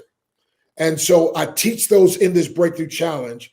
And what you can expect is to have 22 different powerful trainers, speakers with one intention, and that is to empower you to get the breakthrough that you desire and deserve. So you're giving everything else and everybody else a chance. Let's now give yourself the chance and give yourself permission to get the breakthrough you desire and deserve. So that's why I know you'll be there. Thank you. Thank you. All right, my friend. I love you. I appreciate you. Well, you too. Thank you for being an inspiration. And we will see you tomorrow. Well, I'll give the inspiration, you give the instruction, and they get the breakthrough. Come on now. All right. All right, we'll see. In the description. All right, we got to come up with a 3-part thing with that. Okay. I'll give. What was it? What was it again? I'll give the inspiration. You give the instruction, and Peter will help them increase their income. Oh, that's good. That's good. But we have to end with links in the description. Say that again. Okay. So I give the inspiration, you give the instruction, and the link in the description. Right. Yeah. That's it. That's it. But okay, hey, I always say this though. Okay, now you get me. I gotta stop. But I always say I soar with the eagles. I run with the runners. Occasionally, I walk with the walkers. I don't have a whole lot of time to talk with the talkers. I'm not going to sit with the sitters. By God's grace, I'll never quit with the quitters. So let me know which one you are, and I can see if we can do something together. But you, I believe we going to fly. So your time as a caterpillar has expired. Your wings are now ready. Come on now. All right. That was awesome. Cool. All right. So we're going to cut back to Peter, and I'll see you guys at the end. Is real positive. You could feed off my energy all day long because I have plenty.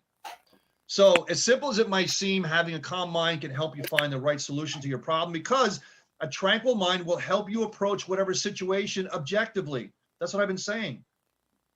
So as you battle the storms that you're in, make it a point to always stay calm and gentle towards yourself. Give yourself a break. You're going to make some effing up problems, right? You're going to F up sometimes, right? But stay calm. Just say, listen, I messed up. Let's get back on the train, right? So you want to make sure you keep on doing that to keep going. So let's go on to our next section. Action. I said many times, when you have that idea or you feed your brain or something, you have to root it. And they also call it anchoring by action. When you take action, you anchor it. Otherwise, if you don't take the action, it's going to say, okay, well, I guess you don't want it. Next. And it leaves, right? So, but specifically, I want to talk about here procrastination. Big problem. And especially with the new year starting off, we got the resolutions. The resolutions never seem to get going. And I'll start it again next year. And we procrastinate, right? Because it's always tomorrow. Listen, guys, you don't ever want to have regret because you procrastinated until you're dead. You don't want to have that happen, okay? So here's 6 effective ways you can stop procrastinating in order to start advancing your life, your business, your love life, everything, okay? Find out your time-wasting activities, get rid of them. Look at everything you're doing through the whole day. Itemize it, write it down. Don't just think about it, write it down. What are these time-wasting activities that you're doing all day? I bet you there's a lot of them. I don't have time. Well, you're doing stuff that's just eating up your day, right? And I'm sure you could find a lot of time if you gear it towards whatever's important in your life, okay? So knowing your time-wasting activities can help you stop them from interfering with your work. if browsing the internet or going through your phone takes up half the time, you should spend working on a particular item on a to-do list. Disconnect to the internet or put the phone away. I just said yesterday, lots and lots of accounts are getting taken off of YouTube and Facebook and Twitter. Well, that might be a good thing. Just stop using them. Go to something else, right? And start focusing on things that are money generating activities. Okay. Number 2, get started anyway. Even when you don't feel like starting, because feel is an energy, right? And you're managing that feeling. Because even if you don't feel like starting, you got to force yourself to do it. One common reason why most people procrastinate is that they just don't feel like working. If you wait until you feel like doing it, you're never going to do it. You don't feel like working, so you choose to put something off again and again until you feel like it, but it never happens, right? That is never going to happen, never going to help your case no matter what you do, okay? The only way you can stop wasting time is by saying this: I don't feel like working, but I'm going to start anyway. What is that called? Discipline. And I'm going to talk about that in a little bit. Simple as it may sound, it will help you get started. I'm going to do it anyway. Number 3, accept work that you're excited about. Certain things that you like to do get you excited. Some other things you don't like to do at first, but after you do them, you get excited to do them, right? That's working out, losing weight. You hate to do it at the beginning, but as you start to see results, it's like, hey, let's do this thing, man, because you get excited about it later. But start to do things that you're excited about doing. This is only going to apply to people who have the power to choose what they can and cannot work on. For instance, entrepreneurs like us. If you're an entrepreneur and you're trying to stop procrastinating, try achieving this by being selective with the kind of work you do. And I'm going to add another one there, and who you work with. Okay. And also who you sponsor. You don't have to sponsor everybody. Some people are just energy suckers, and you have to recognize who they are and say, listen, I don't think we're a good fit. I don't think we're a good fit. Let me recommend you to somebody else. That is so empowering to do that, because you don't have to work with everybody, right? My life force is too important to me to work with people that are going to suck my life force. Okay. So only choose to do what excites you and who you want to work with and so on. Accepting work just because you're capable of doing it or just because you need to make a buck is iffy. Okay. It's iffy. Work in short bursts. Okay. Biggie. We talk about this all the time in intentional mentoring. Dividing your work, allocating specific minutes to a specific task, concentrating on it intently, focused effort. It's going to help you by getting the quality of work done that you need to. Okay. Focused effort in short bursts of time. Researchers say that working a few minutes on one task and maintaining high levels of focus and concentration is more effective than spending 2 or more hours on one task without taking any breaks. Okay. Because if you try to do multitasking is the big thing. It's almost like a badge of courage or badge of honor, or wow, I do so many different things. But guess what happens, guys? It's not as effective. Science and studies have proven that it's not as effective. One focused thing at a time, do it to exclusion of all others until you get it done and move on to something else. Much more effective. One way you can start advancing is by using the Pomodoro technique when studying and working this, okay? This is what it is. The Pomodoro technique is a time management method developed by Francesco Cirillo. The technique uses a timer to break down intervals into 25 minutes, separated by short breaks of 3 to 5 minutes while you're working, okay?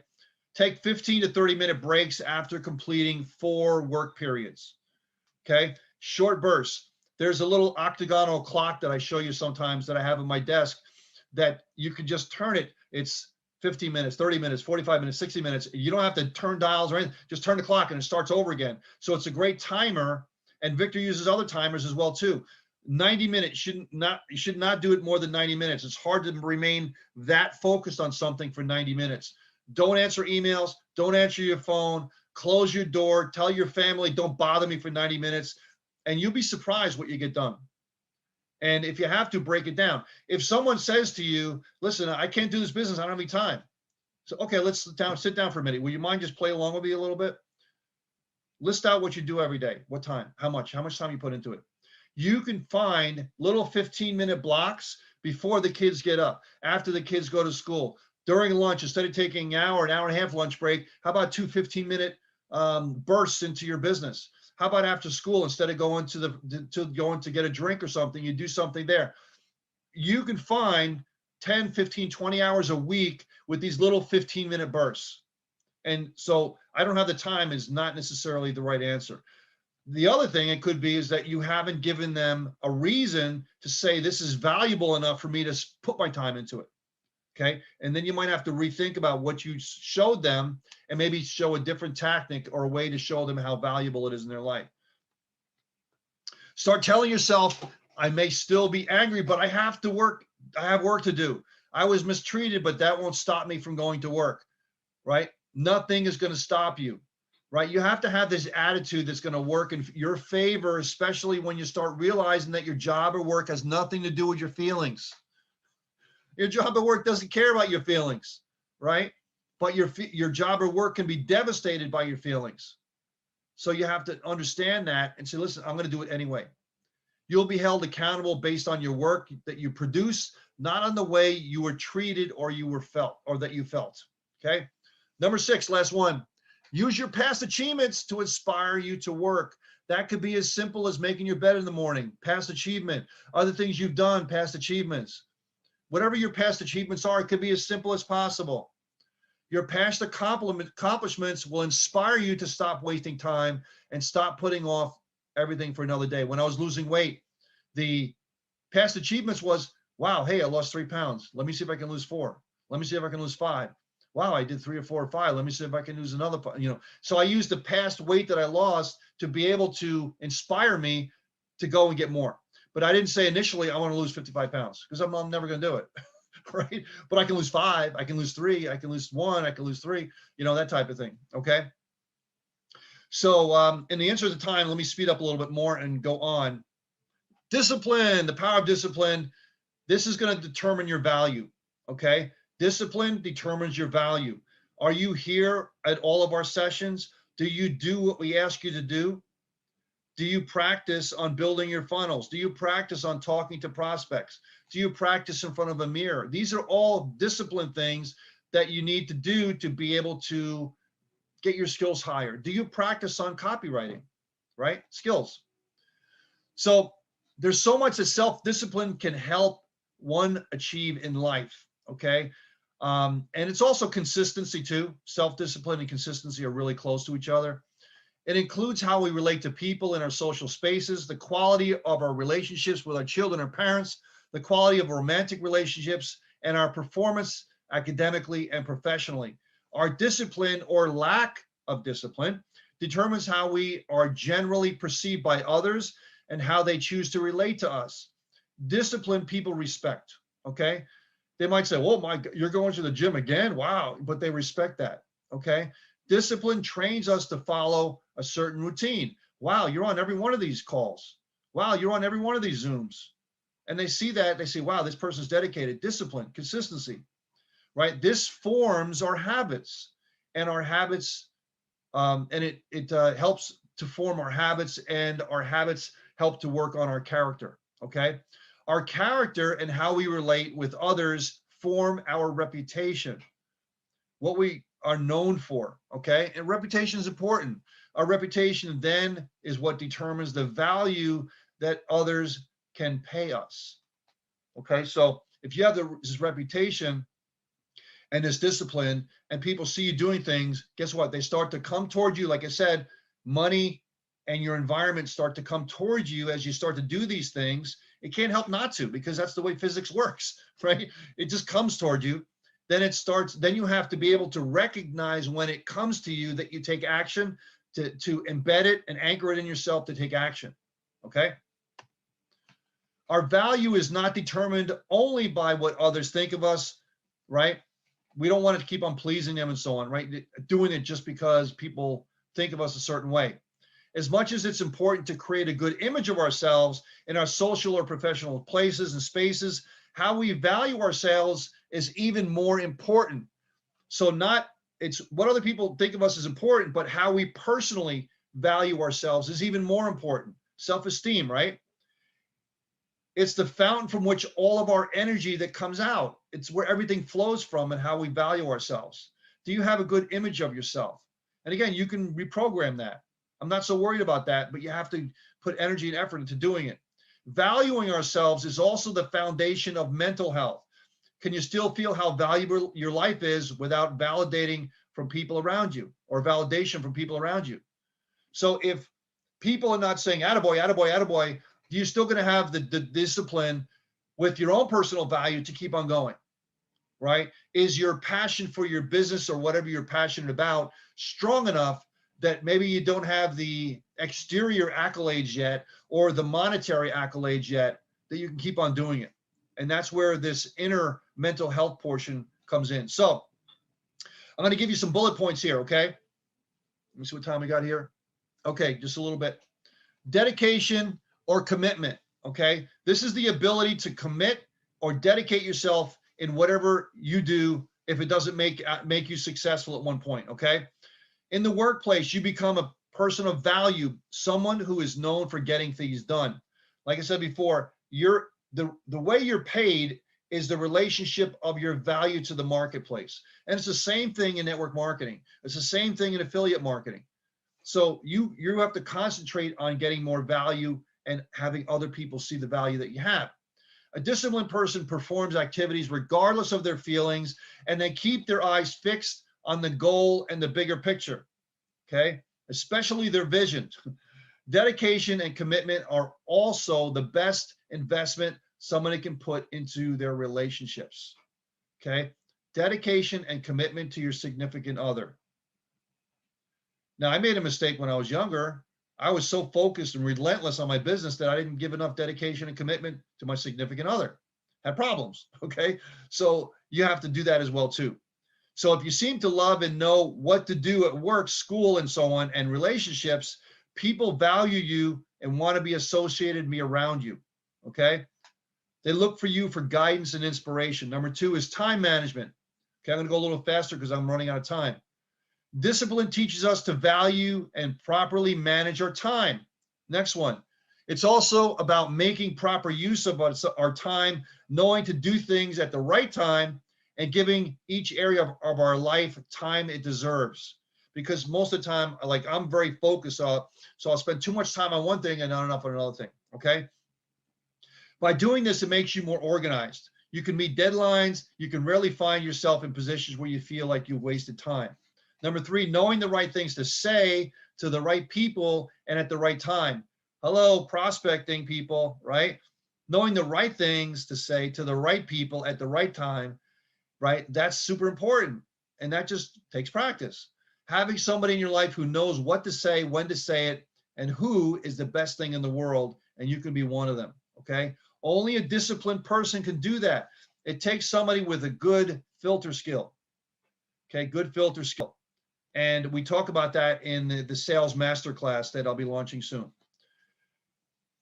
Now, how being this discipline determines your value, it's evident in the derogatory terms used about people who do just the opposite, right? Big or long mouth, for example. Showing respect to others and their affairs earn you respect. Discipline enables you to think first and act afterwards with a calm mind. Number 4, you have good listening skills. That is important with prospecting, with talking to people, right? You listen, ask them questions. What are they telling you? What's the information they're giving you? Based on the information they're giving you, your mind's going, right? Okay, they said this, they said that. They feel about this, they feel about that. And in your mind, you're adjusting your presentation on what you're going to say to them and what you're going to show them based on the personality type they are, based on the economic situation they're in. It's not a sledgehammer presentation, one size fits all. And that takes practice, okay? Being able to recognize that takes practice. It's almost like they try to circumvent that by having a specific avatar, not being the same, not being everything to everybody. You're looking for a very, very specific type of person, but you don't know that offhand when you're talking to people. And sometimes prospects come in, you don't know offhand what the type of person they are, even though you tried to target, but you still have to think about this when you're speaking to them, and you get this feel after a while, okay? People who are disciplined enough to take time to listen are often respected for their ability to invest time in processing about what's being said, okay? And you're acquiring wisdom on these fundamental principles, okay? Setting boundaries. Having boundaries helps you stick to who you are and what you stand for. It gives you direction and protects you from anything that's going on in the opposite direction. Okay. Setting boundaries is super important because we have a focus problem. What the focus are you talking about, right? We have a focus problem. You have to set boundaries, people, because you could get sucked into a million different directions and get nothing done. You make mediocre money because this looks good and that looks good. You have the entrepreneur disease. I never saw an opportunity I didn't like, right? You have to have some focus. It means setting boundaries according to what your vision is and your goals to accomplish that, okay? So let's move on to the next one. Patience and persistence. Being patient with yourself, knowing that it's going to take time, okay? It's going to take time. How long it takes, I don't know, okay? That depends on how much you feed yourself with the information that you need and how much you act on that, okay? The ability to wait for things that's right for you and the ability to keep going even when you face challenges increases your value in so many ways.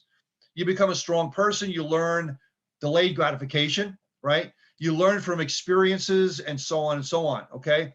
So you don't let that stuff affect you. You know that it's inevitable that things are going to happen. And again, I said it's all physics. It's the laws of the universe, as I talk about all the time. Laws are laws. Laws don't care whether you believe them or not. They're just laws, right? They happen regardless. If I jump out of my window here, I'm going to hit the ground. So whether I believe in gravity or not, it doesn't matter. So the laws of the way money works, the way the money flows, the laws of attraction, laws of polarity, all these different things, law of compensation, all these different things, they work no matter whether you believe them or not.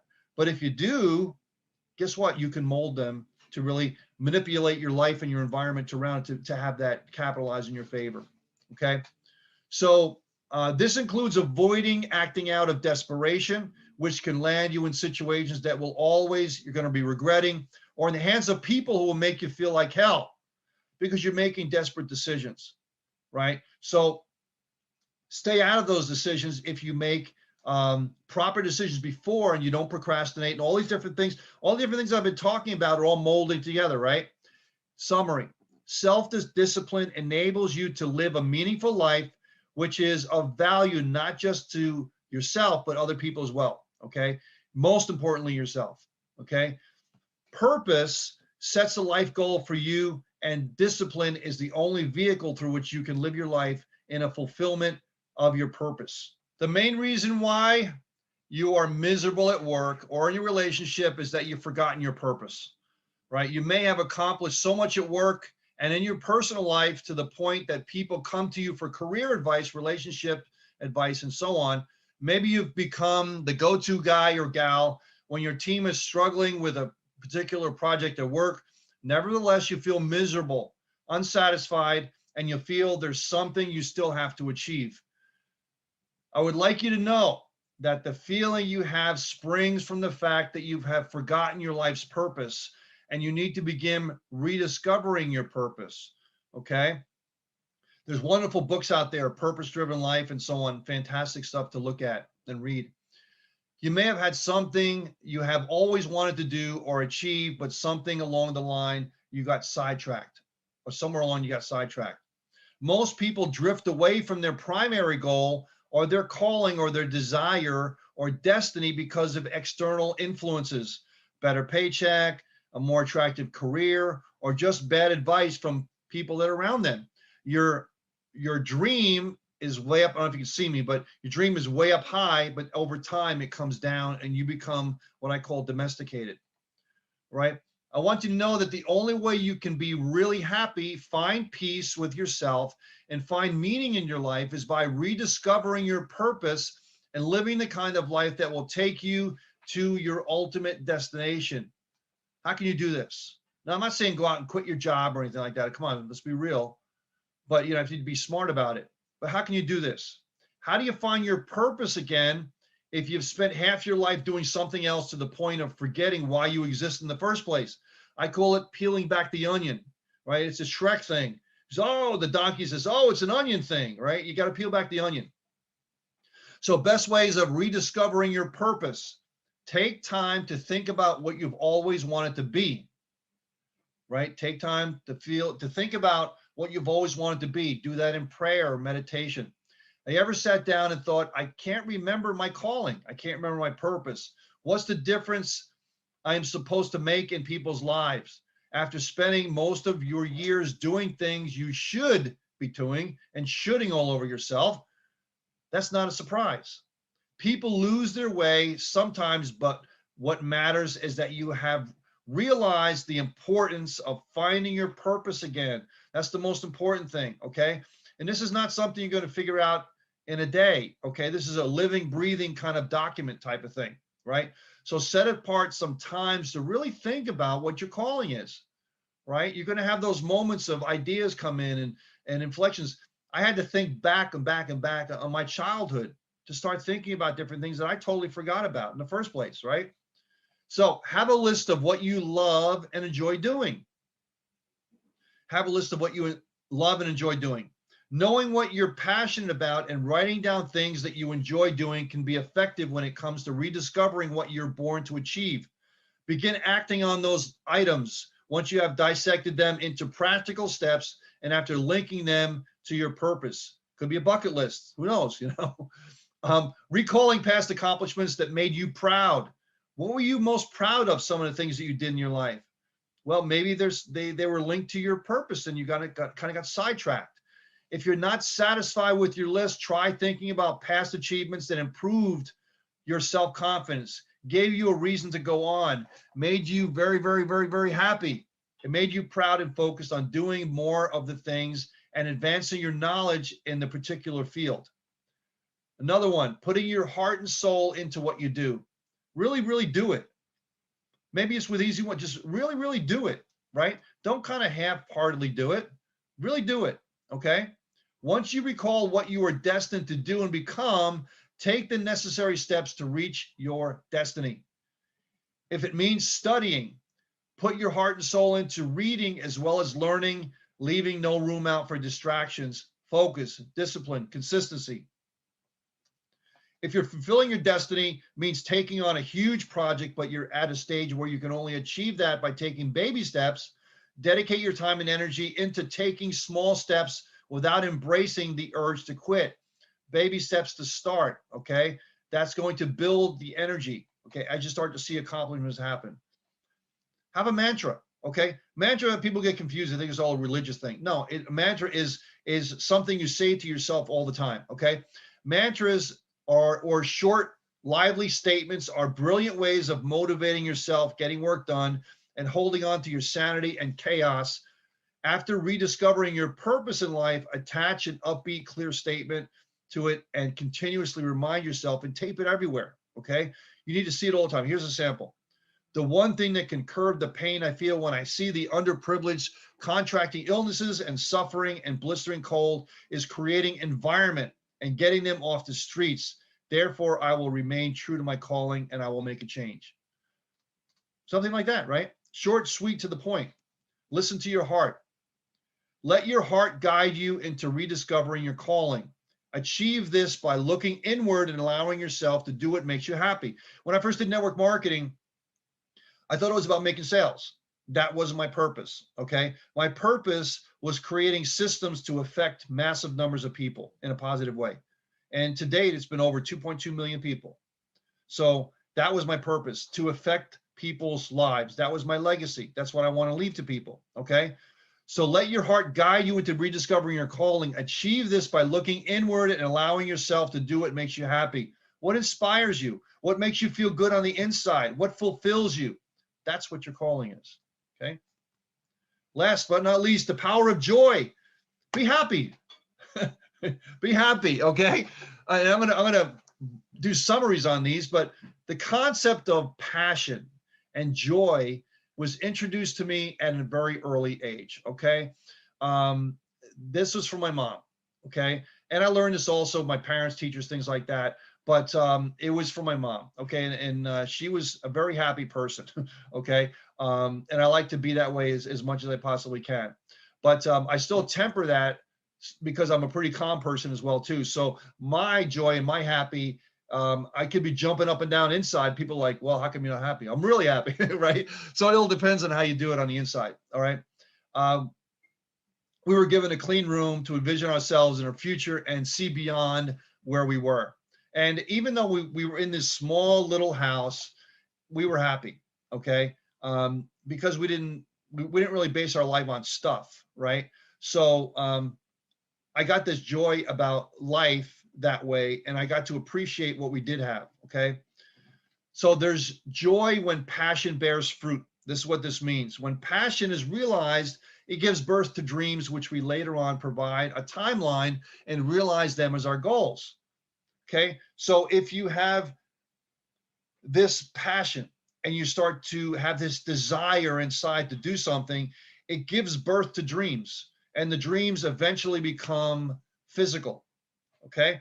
So next paragraph, humanity is seen in its most glorious state, the moment when purpose is realized, when one discovers their reason for being alive. A life with a purpose is the most fulfilling one that can be, okay? Find out what you are passionate about. Don't go through life and just do things and going through the motions. You know, I do this because it pays the bills. You got to get off of that train, okay? You might still have to do it for now because it pays the bills for now, but you got to find a way to get off that train. Definitely off the train.